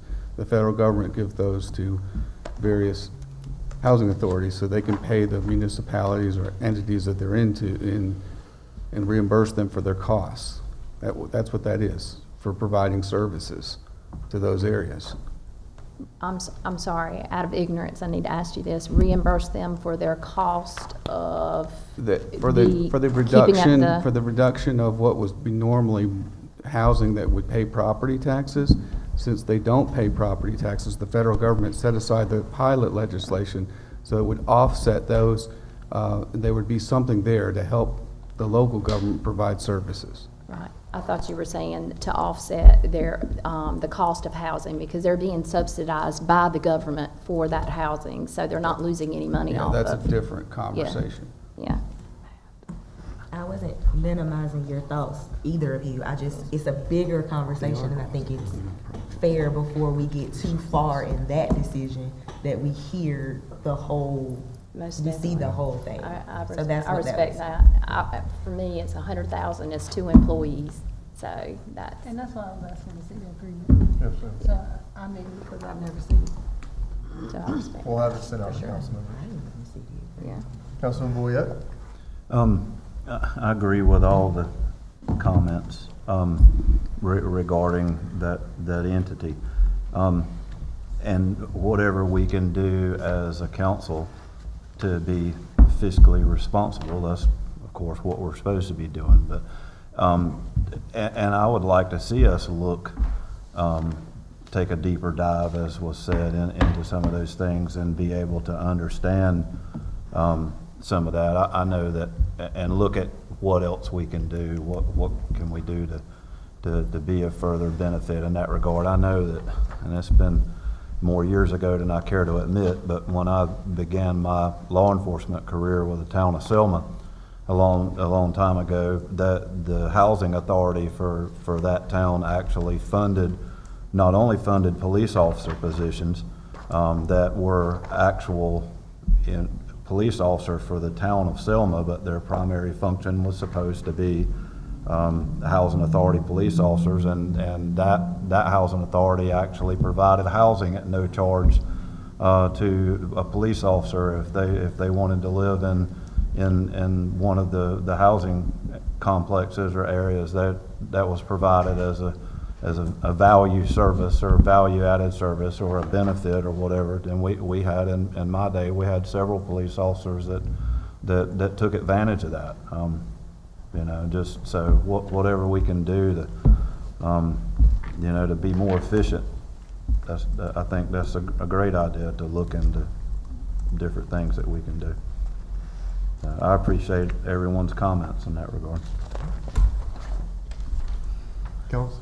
Yes. Councilmember White? I have, I'm just gonna ask a few questions, because I'm like Jamie, this is my first rodeo, so I just, some things that stuck out to me. One is the luncheon that Councilwoman Jones brought out about the chamber banquet, and it's been explained that those are ticket sales. I'll leave it at that. Then I see on the line 2993, operational supplies, mayor and council resource, council meetings, snacks and drinks, expenses through the year, and we allocated 10,000 for that. Could somebody? What page? On page 114, I believe so. yeah, 114. Yep. On line 2993. We in the big book, Councilman Yeah, White? in the Okay, big book. 114. Yes. Yes. And it says we allotted 10,000 for the resources, council meetings, snacks and drinks expenses throughout the year. I can answer that. Yes, ma'am. Yes, ma'am. So, I put 10,000 as a number, because this is council's catch-all line item. Okay. So anything that council requests throughout the year that's not, say, an office supply, goes into this line item. If there's, the pictures, that we do pictures for council, that goes in this line item. Okay. Any, books, resources that you guys ask for from the school of government goes in this line item. Okay. It's basically just to catch all, the drinks, go in this line item, which there's not that much of those throughout the year. I mean, we try to be very sparingly on what we order. Right. But this is your catch-all line item. Okay. And normally, we always have money left over in this line item every year, but we try to keep it so that if there are things that council needs, like books or whatever it happens to be, that we have the money for it, the Right. funds for it. Right. Okay. I got you. With that being said, though, I would like for us to really kind of narrow that 10,000 down if we could. Sure. All right, just to look at it. And then the Friends of Seymour, I see where we got allotted $16,125. What are we giving $16,000 to the Friends of Seymour? What's that? Oh, that's on page 115. Line item number 1.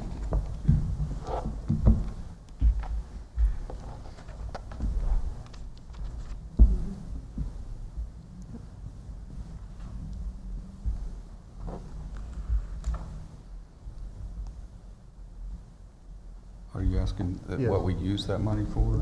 That one, because we'd only previously discussed Crossroads Strategies, obviously paying for the consultant, the federal consultant, the Friends of Seymour line, adding that. This is the first time that has been brought, to any of us for genuine consideration. And it was a significant increase because before, our estimated to June 30th is just $1,500. So we're going to take a significant jump from $1,500 to $16,125.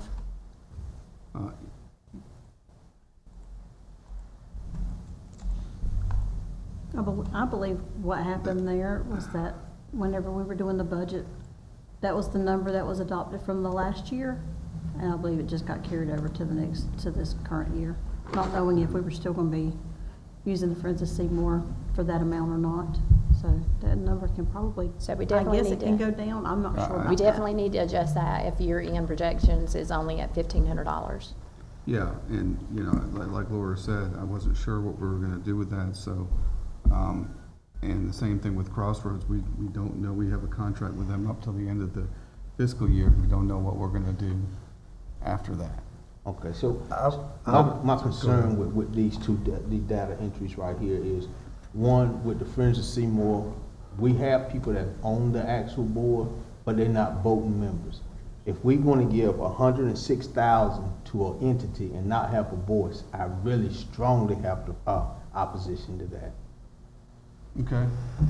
Well, like I said, the Friends of Seymour, you know, if it's something that we're going with Crossroads, then we wouldn't be spending that money if they're not really going to be actively engaged. I know they will be in the background and helping us in some way, shape, or form, but it looks like we've kind of tied our ship to Crossroads right now. And then with the Crossroads, have we sat down and asked for like deliverables?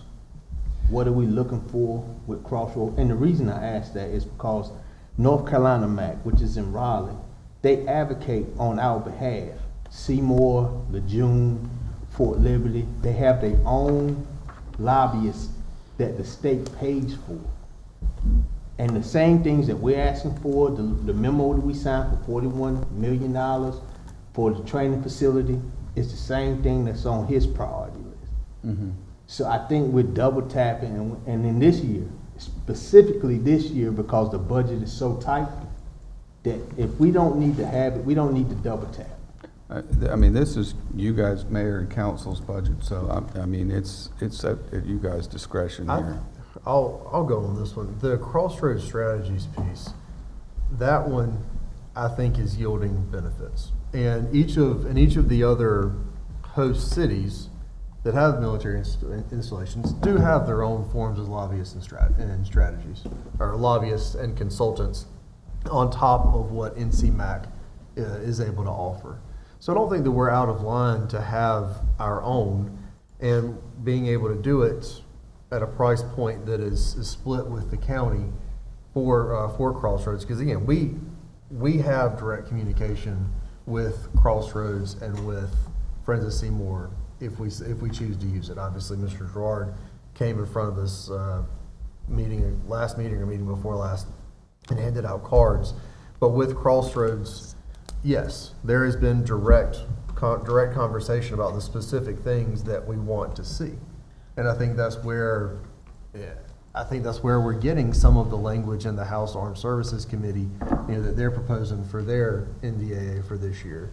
I think that's where we're getting some of the proposed language, and you know those pieces as well as I do. So certainly I'm not going to lecture you, certainly not in this setting.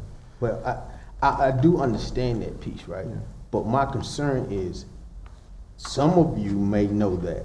Right. The reason I know that is because of where I work. Right. So I'm saying that if we're going to pay that kind of money, then I think we deserve some type of briefing, so everybody has the same language and knowledge moving forward. So I think that should be in some type of writing and some type of document if we're spending that kind of money. I agree with you on that as well, sir.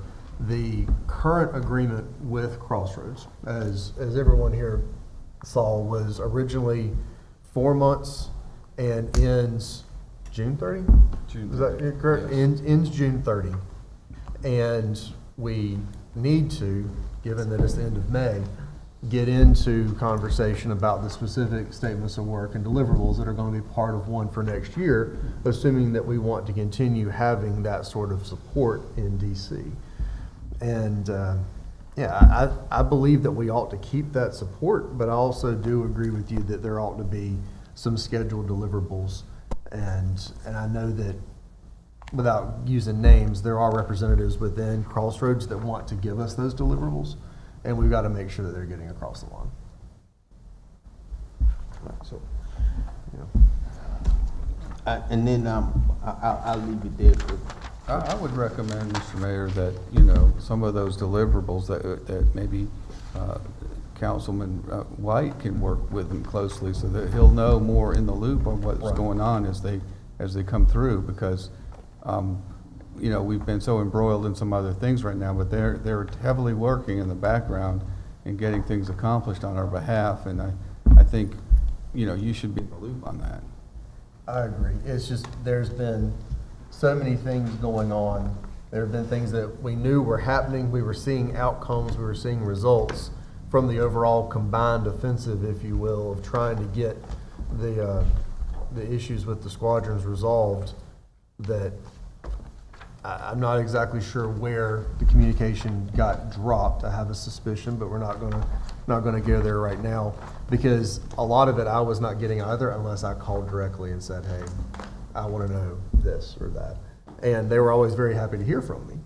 But to your point, that ought to be disseminated in a non-classified, sterile way that can be disseminated to council regularly. So, and my communications with the folks at Crossroads, I don't believe that they're going to be hesitant on that at all. I think they want to do that exact same thing, because frankly, they want a long-term relationship with us, because they want to be our asset in DC, along with, of course, our representatives and senators, to where they're helping us with federal funding for other issues as well. So I know that they want this whole council to think very highly of them, and I believe we can make that happen. Well, just so I got my reservations. Right. And the reason I have my reservations is because, I got my reservations. Because when the gentleman came and briefed us, he talked about glowing and how our legislators were getting things done. Right. But I didn't hear too much about what Crossroads did to get to that point. So I work with lobbyists every day. Right. So I'm not, I'm skeptical. Right. At best. Well, we have not, this is allocating the money for it. This is not signing the contract for it. Let's see if we can resolve that. Got it. Right. So on page 211, just a question. It says telephone and communication services, line item 3210. It says this line covers expenses of telephone services for the entire city. These funds provide for local services, long distance, all the yada yada, used by the police department, fire department, and inspection. But then if you look at the police department, the fire department, and inspections, they have their own line that says telephone and communication services. Explain that. We have several different phone services. I don't know if he's not in the room with us, but so the way that I understand it, Councilman, is that the main service lines that we pay to the main, like it would be in my mind, like Bell, but it's not what it is, like Spectrum maybe is what it is. That's the majority. And then what we do on the cell phone bills, so Verizon and AT&T, we break those up by the department. So there are actually multiple phone services that we pay for, but this one is generally the one from Spectrum, which is like all of our phone line services, like the ones you have to dial in telephones, not the cell phones or the iPads or those devices. Is he on the way? Okay. And he could probably explain it a little bit better than I can. I apologize, but that's the gist of it. And the rest of it, I have some more, but I'll come and get a one-on-one so I don't dominate the time. All right. I'll sit down with Mac so I can get a one-on-one. Yes, sir. Council? Pro Tem? Just really quick, I'm gonna move to Parks and Recs, and currently looking at page 409. Just have a question about the salaries in terms of the part-time temporary. I noticed what the department requested, and I noticed what the manager recommended, and I also know that recommendation is less than what the estimated year end is as well. What would need to be done? Because I also know that there's part-time staff who has worked in that department for years who have never got an extra penny, an extra nickel, an extra dime. And I mentioned this last year, and I really would like to see. So I don't know if this request is adding any extra pennies in the check, or is it the anticipation that we may have another employee? So if you can explain, and maybe this is a question for Parks and Recs, but the number requested, does that include an extra position or what already exists, allowing for maybe some more money to go to our part-time employees, which I think is well needed? So on the part-time, and Bernadette maybe could speak a little bit as far as the people, but for the part-time, what we do is we budget by pool position.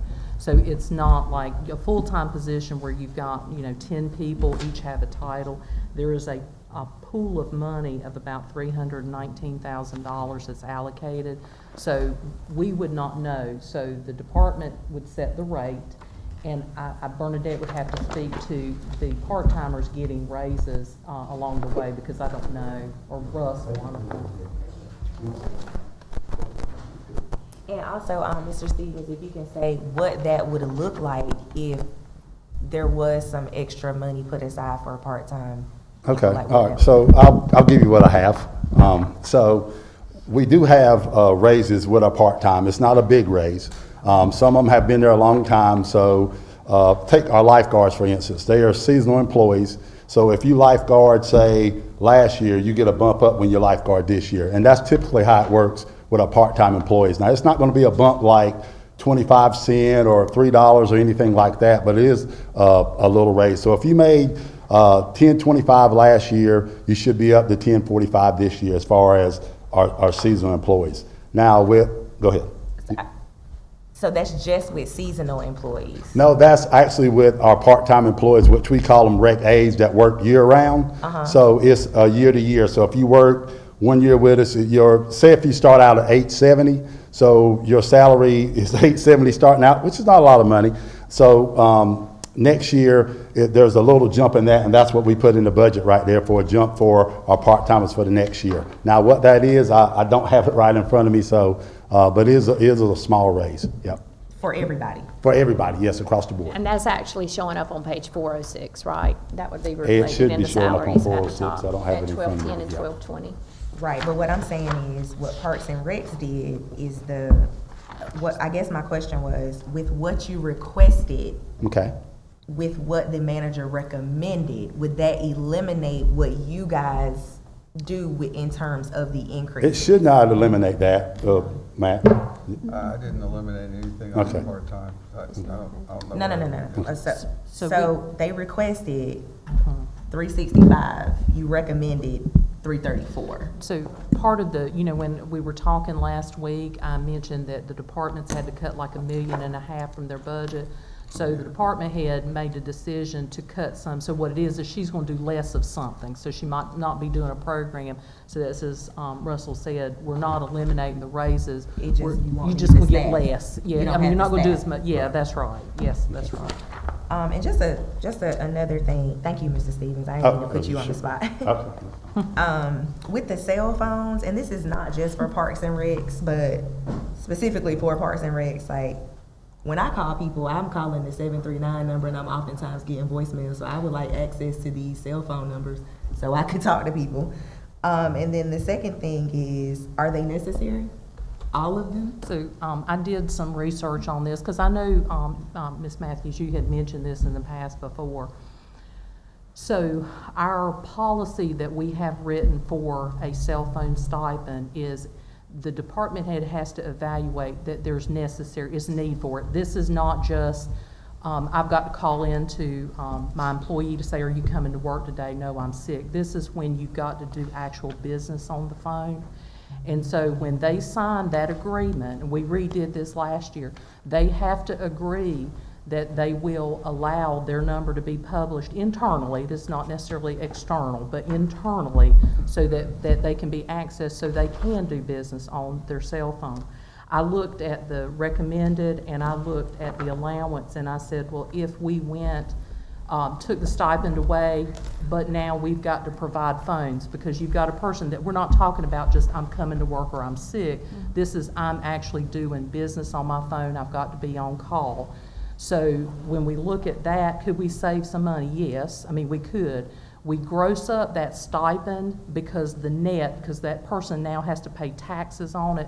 So we try to get their net paycheck to be approximate to what we pay, which is that $40 to $45 per month. We could save some money doing it that way, but the employees, are carrying 2 cell phones because they got a personal phone, they've got a business phone.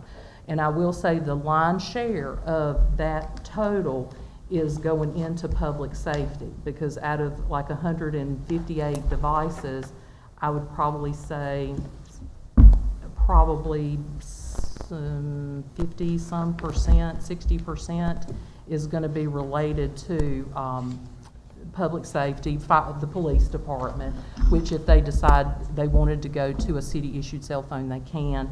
The other thing to also look at is that right now we have about 280 managed devices that IT takes care of, and this would be like a 56% increase because you would be looking at 438 managed devices, and like I said, the vast majority, 82,000 out of 120 is all police.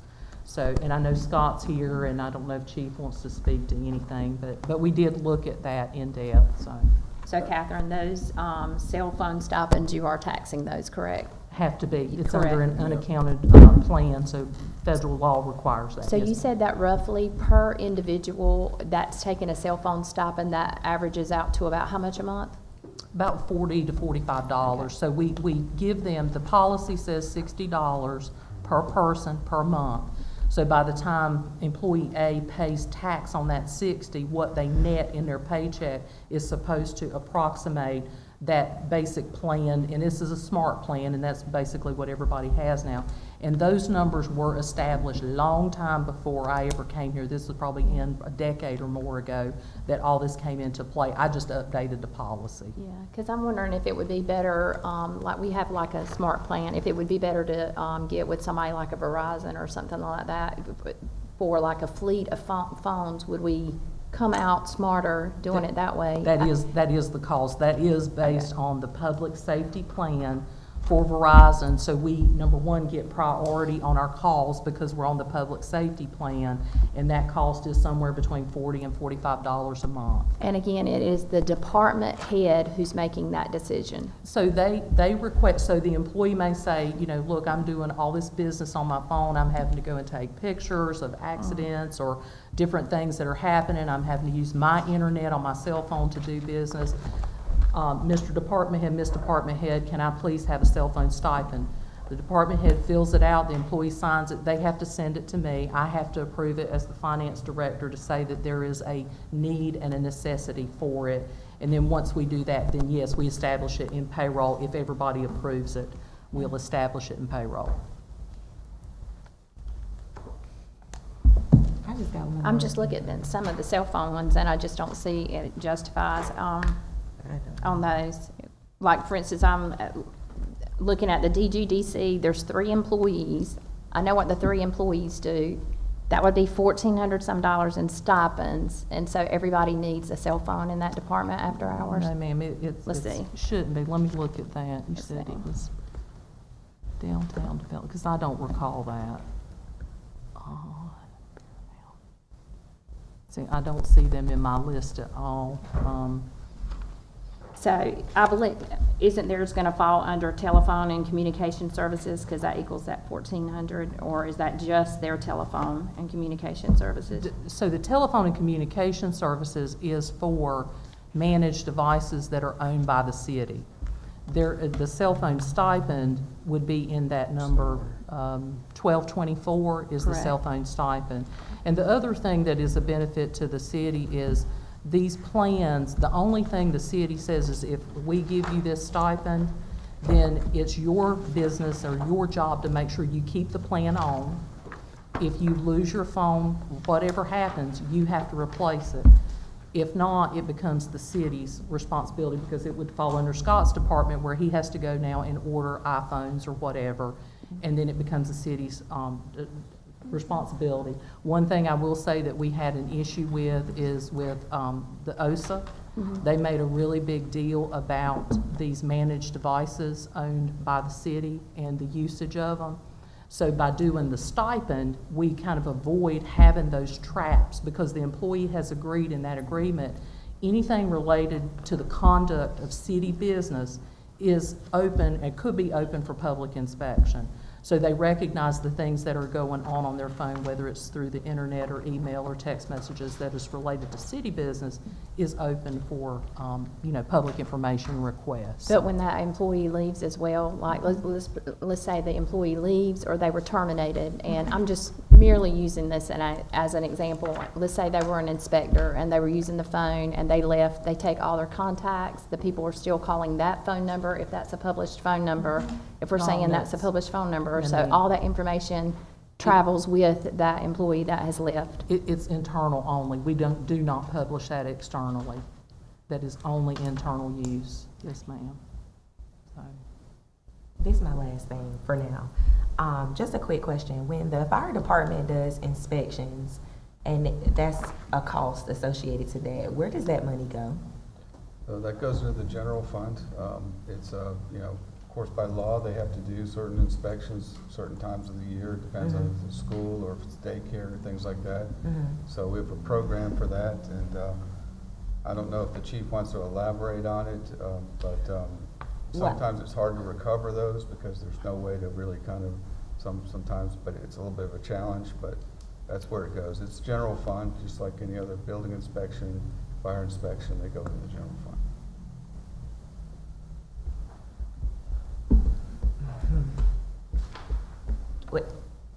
I'm just going to ask, is there a way or any type of legal ramifications for allowing that money to somehow go back into those entities? So even if planning does something, is it possible for that money to go into those departments?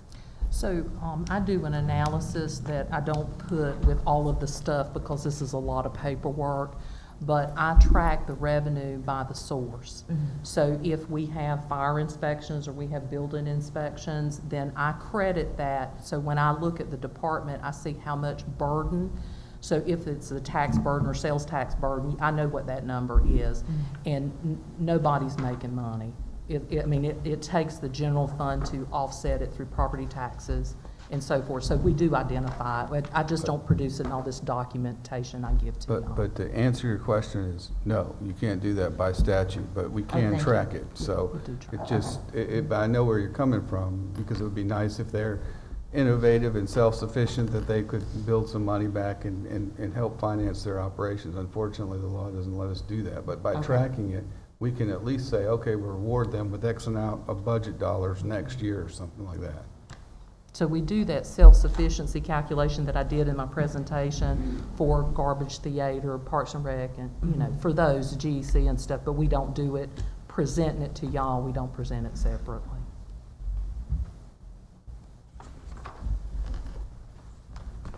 And there is kind of things you can do. You can, all that money goes back to, say, your general fund, but you can set up a capital reserve fund. And if the department, whether it be police or fire, save some of the money, you could set aside and have a policy that says we're going to take 5% of that and put it inside in a capital reserve fund, for X or Y. So there's ways we could do that without violating the law that are perfectly feasible, and then lots of places do those kind of things. I would like to look at that. I mean, of course, with conversation from those entities, Right. Even with Chief, to see if something like that would be beneficial and what that would look like. I mean, the example it would be, and this is typical, I've used this, done this before, if sort of firehouse needs a new roof or whatever, and they save a certain percentage of their budget, like 10% or whatever, would go back into a capital reserve fund to help fund something like they're fixing their roof or something like that. Now, we can do that, but we have to track the money, we have to set it up. I don't know if Goldsboro's ever done that or not. They have not, but I've done that in the past in a former job, and it is possible that we can do that, look at that savings. So what happens is at the bottom line, like when we were talking about that first slide that Ms. Jones was asking about, you would have less of an increase in your fund balance because you're actually going to transfer part of that out into a capital reserve fund. But it's possible. And the other thing I will say that we do for community relations, police, and fire, we have special revenue funds, so when they get donations, it just doesn't get lost in the general funds, that 50 or 100. We actually set that money aside so that they can go into that special revenue fund and use that for their own, and then it carries year to year. They don't have to say, well, I got to rush to use it. Yep. So. Okay, thanks for pointing that out. Thank you. Ms. Taylor? Okay. Can we go to page 265 the section for the cemetery, please. And there is a line item with a request, 5825, and then an explanation down on the page. So it's page 264, and then there's also an explanation on page 265. So my question is, I see that they requested for a aluminum storage building. Do you see it? Yep, and we had talked about some things, and I don't, help me out with this one, Catherine. We did. This with Chris Okay. about getting this funded. Right, so And- Chris and I, Councilman Boyette and I and Councilwoman Jones, we toured the cemetery. And so the problem that I see with leaving that out is that I know it's a cost to replace that building, Right. but the equipment inside Right. is gonna have to be replaced, and that's more expensive than the building eventually, if you have to keep, because it's flooding in there, and there's holes. That's right. Okay, so we did. We talked about this, and Okay. thank you for pointing that out. Okay. And Councilman Ware, thank you for pointing that. We have a reserve fund, I wasn't aware of, cemetery reserve fund from donations Okay. that we can actually use. And I authorized the finance director to go ahead and do that because I Okay. completely agree that we don't want to put You didn't- stuff with a bad goods equipment in a bad building. So he kind of beat you to the punch on that one. Right, but he didn't. That was tell a me. joint venture. He didn't tell me that he had Yeah, already talked he to didn't you guys tell us about that it. he had Yeah. already So done I was that. just trying to make sure because I was worried about the equipment getting damaged and having to spend more money in the future, but thank you. So it'll be a fund balance appropriation, but we have assigned fund balance for the cemetery reserve fund, about 300,000 we can use for something like this. Okay. So and it's then not general fund The balance. question, I was kind of confused right here where it says purchase cost 10,000 and then auction proceeds 1,500, but then the department request is 42,000, so is that including like installation and everything too, or? That's what I was told. I think they're looking at like I don't want to say who they're looking at because that's probably not, but a prefab constructed building. Okay. Council, questions? I was just going to further comment on that. Again, that was one of the things I was going to point out when it you can have any of that. When it come back around to that, like I said, I just didn't want to feel like I was taking up too much time, as I said earlier, as many of these sticky notes as I had in there. So thank you for pointing that back out again. But I'm glad we were able to get that in there. Again, the three of us were out there a week ago, and you can look up through the roof and see the daylight. There's water coming up through the floor. And the water gets an inch deep in there, and the equipment's suffering. And I know that we looked at that put it off for a few years, but now that we have a path to fund it, I want to get that done. So. Council member, that was one of the last cuts that I had to make in there. There were several cuts that I really didn't want to have to make because it was cutting out projects that we really needed. So I was glad to find a way to get that done. Thank you.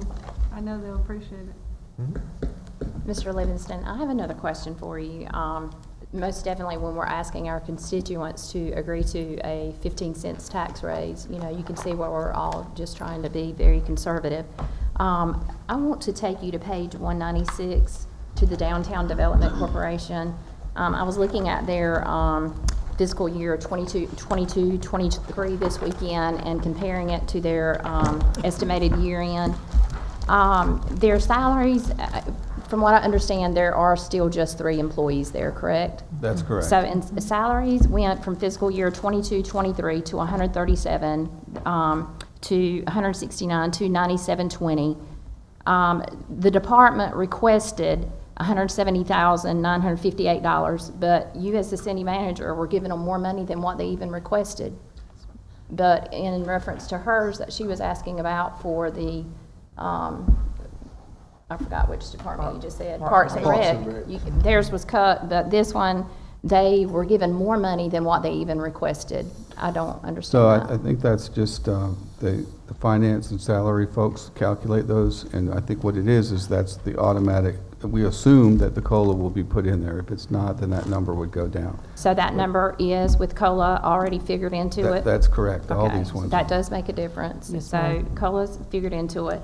And then also, I see that they requested $36,000, $36,500 for artwork, but you as the city manager recommended $32,500. So my question to you is, I know that the DGGC has a nonprofit. How do we, as a council, know how much money is in that nonprofit and how much of that nonprofit monies actually offsets their budget here?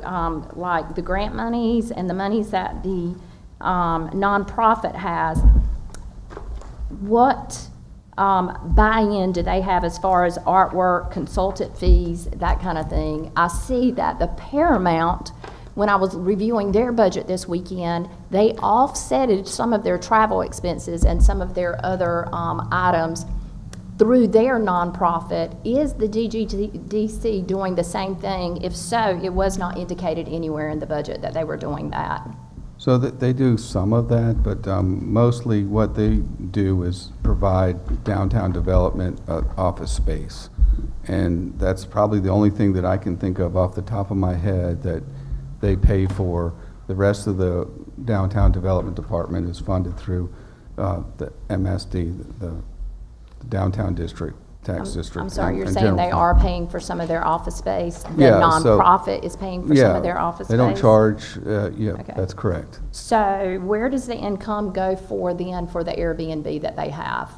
That is a private operation. It's not ours. I'm on the board, so I know that that's a private operation. They bought that building and they use that funds to help, do some of their activities, whether, their Main Street activities, whether that's helping with Freedom Fest, paying for bands downtown, and, other various activities that they do throughout the year. It also cash flows the building. Yes. I was gonna point that out. Because again, the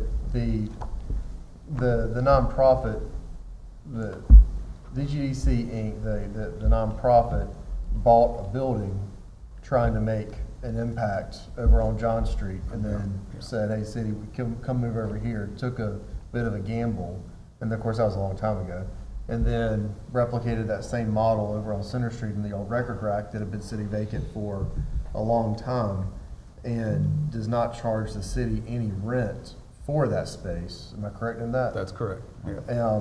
The city as tenant, it provides its own utilities, as any other tenant would if we rented from anybody else.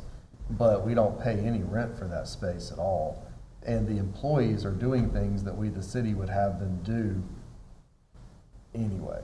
That we would still have folks who are at least historically, have had folks that are dedicated to trying to grow that urban core. And sometimes they use the umbrella of the nonprofit to do it, to shield the city from liability. Other times they use the nonprofit, the umbrella of the nonprofit to be able to apply for grant funding that is specific for private nonprofits as opposed to the city. But as far as the 990s of the organization, I haven't looked at a 990 for DGDC in a few years. I'm sure they're out there. By the way, Catherine, back to that telephone and communication services. Yes, ma'am. That Verizon, it says it's $38.01 times 2 units each month. Wouldn't that not be cell phones? It could be cell phones, or it could be an iPad, and those are city-provided devices that are in that 3210. If it's a stipend, an amount paid to the employee, that's in a salary and benefit number. It's actually 1224. So, yeah, there's a little variability in the cost per month depending on the device. But most of them, the iPads and the phones run pretty close to each other in terms of cost, and the iPads typically is around $38, so that's probably what it is. But a lot of times, I say a lot, it varies by usage, but like our vehicles and our stuff at Public Works and things that are out in the field have typically iPads or iPhones or some communication device because of their activities. You have that's assigned, and they're city-owned device. We purchase, manage, and keep up with those.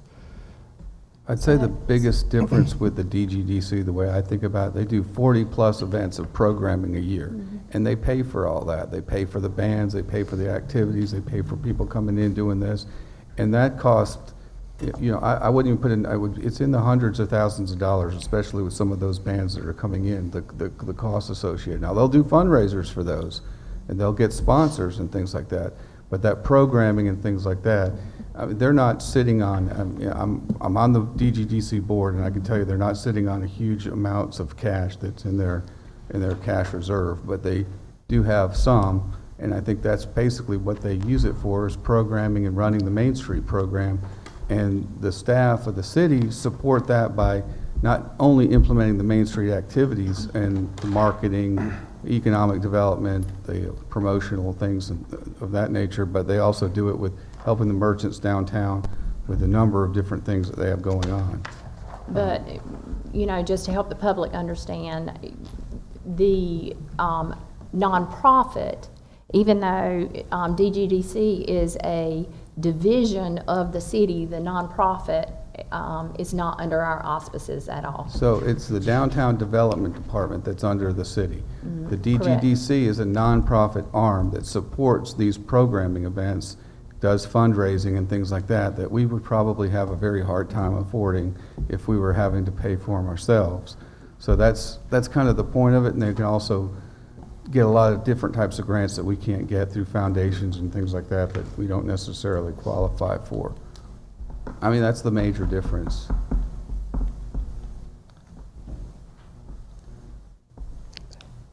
While Scott is up there, can I ask a question? Yes, ma'am. Scott, I think a lot of you in your department, and thank you for what you do, Thank you. is $60,000 worth of training and travel, like this, like, is that just you meeting the need, or is that just a little bit of extra? I just noticed it's a large, I don't know, but since he was right there, I thought I'd ask. I'm sorry, y'all, I don't know what page, but it's under, it's on page 215. And I just looked at your training, which is almost 50,000, and then I looked at the travel, which is almost 20,000. So just didn't know, are these things like necessities, or? Well, part of that, I mean, we feel they are. There's stuff about keeping a well-trained staff so that they can be up to date with what's going on, you know, from a technology standpoint, because it changes so readily. And there's, the bad part of ours is they're very expensive classes to take. And we try to capitalize where we can on discounts with our association. We get a lot of stuff cheaper. And we do remote as much as possible so that we save on travel. And so we cut our travel costs as much as we can with doing the online learning as well as doing the classes that are remote, so you don't have to go anywhere to do them. You can just do it at the office or at home or wherever. As we did as much as possible. But there's still an amount of training we have that requires travel that we have to do. Okay. And so, I saw that there was like a almost $20,000 cut yeah. to what you actually requested. So I was just wondering how much of this is necessity, or is this just, because sometimes we see Right. trainings and I'm like, ooh, I want to go to that. That's right. The biggest thing we cut, and it happens most years, honestly, is there's conferences that cover specific things that we support. Okay. Different, and there's 3 or 4 of them in particular, but there's conferences and they're never in North Carolina, they're out of state, they're expensive to go to, and their registrations have some cost to them, and those typically have been cut out in the early stages of the budget every year, so we don't really travel to those conferences, which are training conferences on the products we support, so we have to try and get training for those other ways, which is usually covered in some of the other funding, so. So if you increased those trainings, and you said you're doing a lot of those online, but then our travel increased almost 50%. Year end, if we look at our estimated year end for June 30th, we're roughly going to be about 9,500, but we requested 29,000, which the city manager agreed to 20,000. That's almost doubling the travel. Yeah, and I say it's an estimate based on where things are going to be that we're trying to travel to and what things are virtual. One of the things that happened to us is a lot of the things we used to travel to in 2018, 2019 changed over to virtual in 2020. And some of those things are going back to physical locations now where they're not staying virtual. Our main association that we go to, which is one of our bigger travels we do, went virtual for a year, but now it switched back so we're not doing virtual conferences anymore. It's all in person. So that changes. I'd have to look at the fine details to tell you the specifics, but a lot of times that's what's happening now is we're seeing one, things that we haven't had the opportunity to go to before that now we do, and things that are moving back from virtual to physical have caused some increases in what we're doing. And I'd just say that anywhere where we can cut the cost on travel and still get training at a reasonable rate, we do. And we've got some pretty big discounts that come through our association, so we're able to get some of these classes at a lot better rate than they could be. But even one class can be $3,000 to $5,000 for one person easily with what we do, so. Yes, So every year, we always talk about vehicles, and we've got allocated a crew cab pickup truck, just for IT, with a $70,000 budget to be able to go out and buy it. Obviously, you buy something less expensive than that, but that's giving you your cap. What are you using that truck for, and why $70,000 as opposed to something So- smaller? What are we doing? That's actually two Bronco Sports. It's just the line items crew cab pickup, but it's actually a Bronco Sport that we asked for, was two of those that are, the details of it show it's two Bronco Sports to add to the number of things we have to be able to go out and do service that we talked about. And so they're compact. They run about 35,000. That's the entire, all the setup on the vehicle and having it ready to operate. So it's not, I can see where that'd be a little deceptive because of the And title. you'd ask for three. I asked for correct? 3, Right. and we got 2 in the list, so. But that's what that 70 is. What vehicles are you offloading?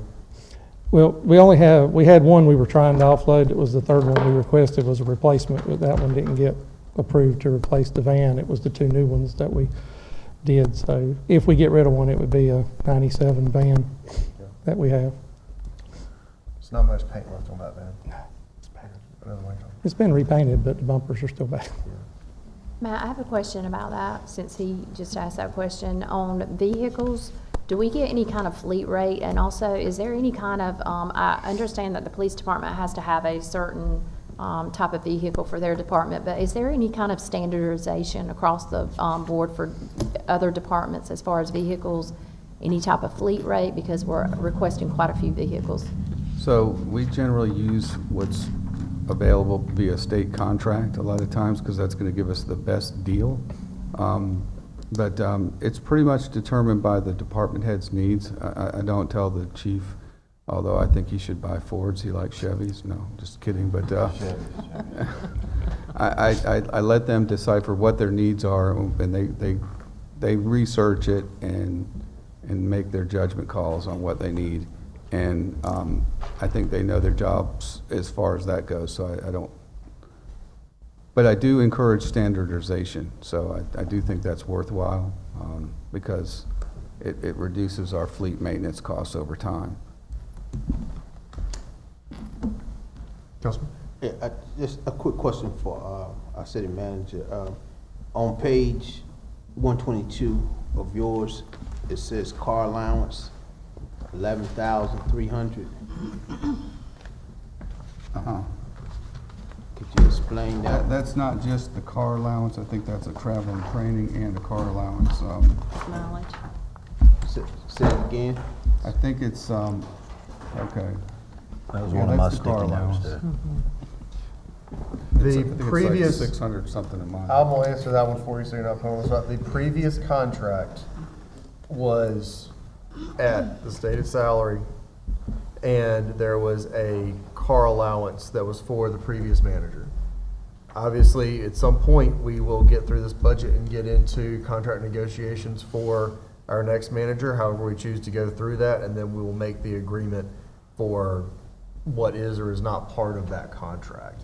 This, as I read it, and the reason I didn't flag this one was because I believed that it was replicating the existing terms. That is what we offered to Mr. Livingston as interim Right. for the time that he was in the interim role, until such time as we could get on with, do it with a search or naming or whatever it is that we choose to do. And that is the car allowance for both the assistant city manager and the manager, not just. Yeah, it's two of them. It's just not Yeah. his. Yeah. But my question is, with other city employees, when they use city vehicles, whatever, they get paid mileage, right? When they use another vehicle, right? No. Not a city vehicle, they don't. I mean, if they use their personal Personal vehicle, vehicle. they They- get, if they they apply get for mileage, it. right? If they apply for it, right? There's no other employee in the city of Goldsboro that gets a car allowance besides the manager and assistant manager. And they have to fill out a form that has to be signed by the department head where they stay, because they have to tell us in detail what they did, when, the time, the to and the from, and give an accounting of their mileage in order to get reimbursed at that rate. We have to have documentation to know why they did city business in their personal car.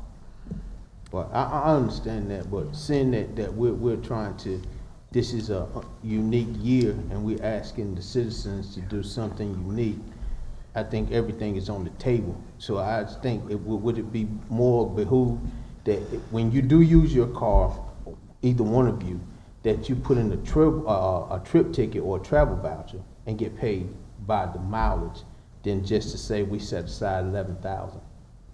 But that's part of your salary compensation, right, Matt? It Like, is, I'm yeah. thinking about my own personal salary compensation, that So my vehicle allowance, because if I'm correct, which you made a statement yesterday, a while ago, Ms. Catherine, and I'm not trying to question you, please don't think I'm trying to, but a while ago you had said that cell phone allowance was taxable. Yes, ma'am. Now, I must be doing it wrong, because I thought that the law had changed and cell phone allowance was non-taxable now, but back to the vehicle allowance, that, Matt, is part of your salary allowance? Is that what, why that's different?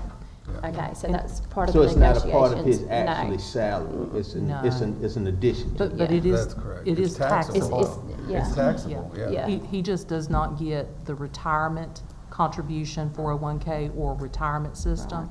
And I did misspeak. Actually, there is more. The council gets a stipend for travel, so part of the council. So those are the elected body gets a stipend for travel, and then the other two positions get a stipend. And yes, ma'am, to answer your question about the cell phones, so there's two ways you can do it, an accountable plan or non-accountable. Accountable means that you account for all of your phone calls. If you do it under an accountable plan, then you turn in a log and a record to prove back what your cost is, so you could get that benefit without paying income tax on it. Correct. But nobody wants to do that because it's too much work, so they go under a non-accountable plan and just pay tax on it. Yes, ma'am.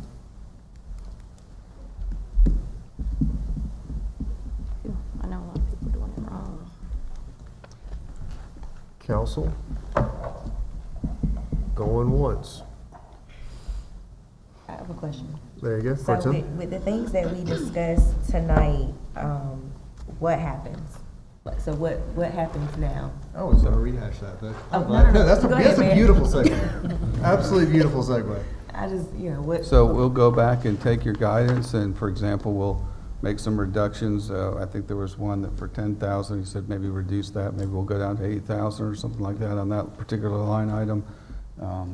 And what we've made notes here, so we'll come back with the changes that you're requesting or you'd like to see, and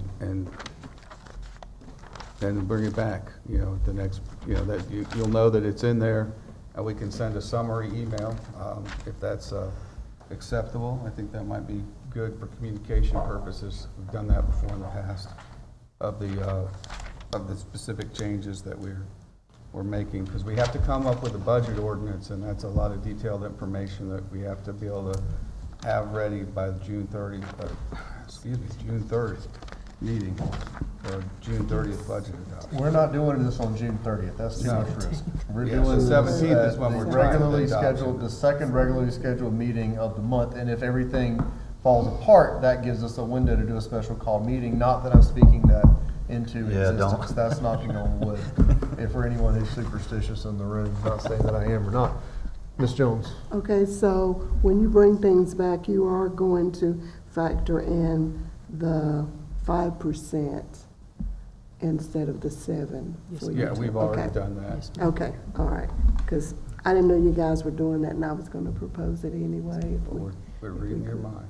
All right, that's all right. No, that's already in the works. Okay, thank you. One more thing for the council to consider, and I'll be the unpopular councilwoman.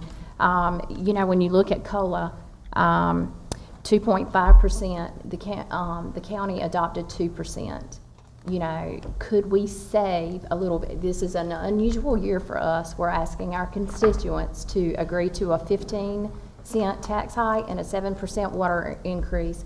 Could we stay on that competitive level at 2% COLA instead of 2.5%? Because we're already looking at possibly taking a deferring the COLA. Would it be better if we took 2%? Instead of 2.5. That's just something for you guys to consider. We would still be competitive with what other municipalities and entities are offering if we did the 2%. Well, I'm not in agreement with deferring the COLA at all. Or reducing it. I'm not in I think it agreement. would be if we gauged where everybody was, so that, I think that's worth a discussion if that's something you're interested in. But I guess it may be beneficial to see where everybody is on both of those issues with the deferment, because that was just some options that we could possibly do to reduce the tax. So I don't know how everybody feels about that. On that one, Cool with talking. I expressed, you know, my specifics on slide 21. You know, I'm not in favor of reducing the COLA, although that is obviously certainly a very well-intended option. Matt, can you discuss with us, or maybe this is for Ms. Bernadette, but do we do a COLA and a merit, or is it just, and then this year we're doing the 401k match that is a little bit different than past years? So we're not changing anything in terms of we didn't propose merit because of the fact that we are looking at a large tax increase here. Okay. And so it didn't feel like, you know, the appropriate thing to do. But it is something that lots of other places, you know, next door to us, like Johnson County, Mayor, you talked about, they had, you know, every year average 6 or 7% between COLA and merits. Now, we're not Johnson County, and I'm not trying to make that kind of very clear about that, but they are right next door to us. So, you know, it does make them in a lot more competitive position than we're in. But I think one of the challenges that we have, and you guys have addressed it with this budget, and it brings it full circle, is the need to increase our salaries, particularly in public safety, when you have 30-plus vacancies, and that vacancy has grown and grown over the past few years, and at that same time, our crime rate has grown. We've done something now to fix that issue. So we need to try to at least kind of keep pace. This isn't so much of a inflationary item, because if I was saying we got to keep pace with inflation, it would be 3.5. So we're not even keeping pace with inflation at the 2.5 mark. So I get it that this is a lot of a big hit with everything we're doing, but it's well needed, especially from the public safety standpoint. And the COLA is just to keep us from falling behind. It's kind of the way I look at it. To finish the point that I was making, on COLA, we may be a 0.5 point off, but you have other agencies that are going to be doing more than what we're able to do in merit. And you have other agencies that are able to do more than we're able to do in bonus, or more than we're able to do in 401k. And that was really my point, is that when you look at each of the layer of what we're going to be able to do this year, I don't know that we are as competitive as we would like to be. And so that was part of my logic for holding at the 2.5, because I don't want to pull anything else away from our employees. Question. Councilman. So given your proposal there, I'm not for deferring the actual, the COLA, but I am for removing those 2 slots, because we don't have the 2 new slots, right? So with removing the 2 new slots, but keeping the COLA the way it is, what would it take with your formula right there to get us to 10 cents? Pretty much everything up there. We have to, you know, and I don't want to suggest taking any more money from fund balance, but that's the only other thing that I know to do, unless we cut capital more. And we've really kind of left the capital just at the very high top priority items that the departments requested, that things that they had to have. Ultimately, we have to be able to pick up garbage. That was like one thing we could say. We don't want to pick up garbage because or we can't pick up garbage because our trucks broke down. And that's basically where we're at with that. So we couldn't even put capital up there, some of those major ones. I didn't feel comfortable doing that, given the state of our equipment right now. So, I mean, the only thing I could do is recommend pulling more from fund balance, but in a normal situation, I would say that would be fine because, we're at the average of what most municipalities are for our size, but we're not even there yet. We're on the UAL list. We have to factor that into account. We're being watched, and they're going to say, will they do what it takes to make sure that the financial health of the city is what it needs to be? And that's what you guys' second priority is. So the only way to reduce that is to really kind of, I think, either make some drastic cuts in capital or pull more from fund balance, and I just don't feel like either one's a good option. So you don't think that we could look at this budget and cut a little bit more? I think we can go down to 12. I think we can take off the top. I think we can go down to the one on the insurance one, and I think we can. Let me look at that in front of me. I'll have to go back to it.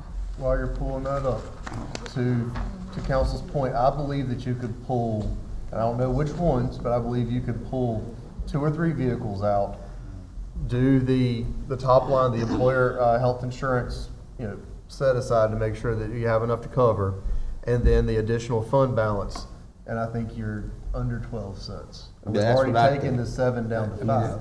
I think we could stand to lose a few vehicles. Right. Yeah. You know what I'm saying? Take a few vehicles. It won't help because they're financed, so there's a different revenue source. You're just financing So those? yeah, all the vehicles are financed, so that won't help. So, I mean, now we could, we can do a proportional thing. So like cut A that we're looking at, we could get down to about 11.6 cents. If you're trying to get to 10, we're talking about like 125 to 150,000. I could do a proportional allocation and say to each department, you've got to cut X. The biggest one is going to be police and fire. I know Chief is over there shaking his head at me, but we could do that or meet in the middle. It's small amounts of money in relation to a $56 million budget. So. And if we entered into agreement with the housing authority to pay for the officers that patrol that area, it would cover the expense of those 2 employees that you're talking about. It would almost cover those expenses. So that needs to be something, Mr. Livingston, that we really do look at right away. If we require them to pay for the officers patrolling that area, then it would cover these 2 employees that you're talking about, a significant part of their salaries. I'll be looking. Ms. Jones? I help me understand why we cannot remove one of these new positions that we don't have and not paying for. Help me understand why we cannot do that. You're talking about the ones that are proposed? Yes. We could.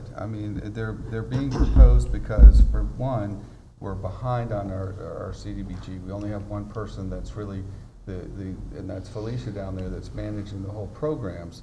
And she's asked for 4 or 5 years to be able to deal with a lot of these federal regulations and HUD requirements, that she needs somebody else that, can help her with that and to keep us going and keep us not, falling behind. Okay, And the minimum housing is because our code enforcement are strung out all over the city doing certain things. We need to be able to focus on housing because we've got areas where we've got crime, we've got loitering, we've got property that we need to take down, and we need to use our minimum housing code, and we need to have the person there to be able to bird dog that particular activity alone, and get some things moving along those lines. That's the justification for those positions. It's I thought long and hard because there was probably 20 or so positions that were sought after for lack, or was it 12 or 20? I can't remember. Anyway, a lot of positions that were mentioned, we said no, and there's a lot of reasons to say no, but if you're having problems in certain areas, and one of them is CDBG and the timeliness of our spending and Felicia needs more staff, and if you benchmark communities that are entitlement communities and how many staffing they have, It's a lot more than what we have now. And for us not having a minimum housing officer for a city our size and with the situations that we have, that seems like, you know, would go a long way in helping us address some of those issues. Councilman? Are we sort of making some closing remarks here? Is that the purpose of our comments? No, right now, folks are still asking some specific questions Okay. about the slides and about the different departments. Okay, well, I was just gonna say that since when we're talking about that, I commend the staff for this work on this budget. And thank you guys for helping all of us understand some of this stuff. And I stand by my comment earlier in support of the mayor's suggestion. I don't see anything that can come off if we make the sewer rate adjustment down from 7 to 5, that's good. I'm great with that. But other than the health insurance reduction there, which would basically come up with a penny there, I don't see anything else that can come off. Everything is so desperately needed. And I commend you guys for getting it in where it was. I mean, I just sort of counted up on my fingers and toes, so to speak, when we were trying to figure out, or I'm trying to figure out in my head how we're going to get here for the last 6 or 8 months or a year, and said, well, you know, 5 cents for police, 5 cents for fire, a few cents for COLA, for ARPA fund replacement, a few cents for inflation, and a few cents for stopping things from literally falling down around us. I was expecting 20 cents. And so when it come in at 15, I saw where 3 of it come from. It's awfully painful, but it just, as I have to say sometimes, it just is what it is. I don't see anything that can be adjusted much on this particular slide, other than what the mayor mentioned in support of the health insurance adjustment there, possibly, because I guess at the end of the day, if the mark is missed on that number and that reduction, that's simply, we're just making,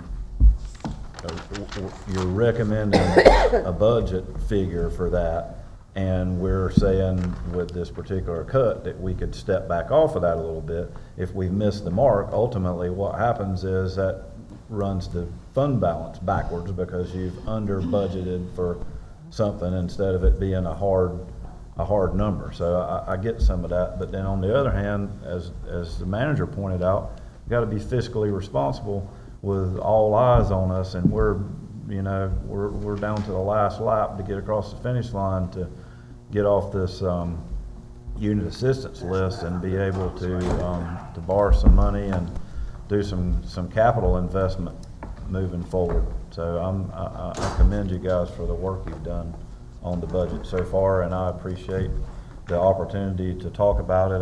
One of the things that Councilmember White pointed out was actually one of my sticky notes as well. So I mean, some of us are seeing some of the same stuff. That's all, Mayor. All right, thank you, sir. Council, any other comments? All right, obviously I have a lot of opportunity to pop in and out of Mr. Livingston's office. And one of the things, just to get it out in the public, because some of the stuff that we talk about, so I don't end up eating up time in here, they just end up being private notes that you end up making on your list. Something else about part-time employees. We've got employees that have been with this organization classified as part-time that have been here for 15 and 20 years. And they're a cornerstone of our organization, and we've got to make sure that we're allowing for proper proper incentives and retention tools and for recognitions and things like that. So I want to make sure that even though it's not a ton of money doing those quarterly recognitions for employees, in some way, Ms. Bernadette, I'd like your assistance in making sure that we're putting some program in place where we're recognizing our critical part-time employees all throughout the organization. Some that are the seasonal folks, some that are the recurring, basically permanent, but 25-hour-a-week or so employees. City manager and I have already talked a lot about travel in this year, and while I don't want to pull anything that is direct compensation away from our employees in a year where that we're not able to do major merit increases, you know, we are going to have to take a hit even off of what's presented here on travel in certain ways, attending more virtual conferences and things like that. So those are things that I know we're going to have to take a look at as well. The employer health set aside, I've already mentioned that a couple of times, and taking additional fund balance that off the top, and I think we're staring somewhere at 11.5, 12 cents. And then, of course, changing the water from the 7% that was originally discussed down to the 5% by kind of shifting that and making sure that our rates are equitable across the board. So that's where I am. You know, now again, in here I've tried to let everyone else kind of have their free reign, since I get so much opportunity to speak with these two, some of it to their chagrin, so I should apologize for that. But any other comments or questions from council where we are? All right, hearing none, we will adjourn, and I will see everyone at our regularly called meeting in June.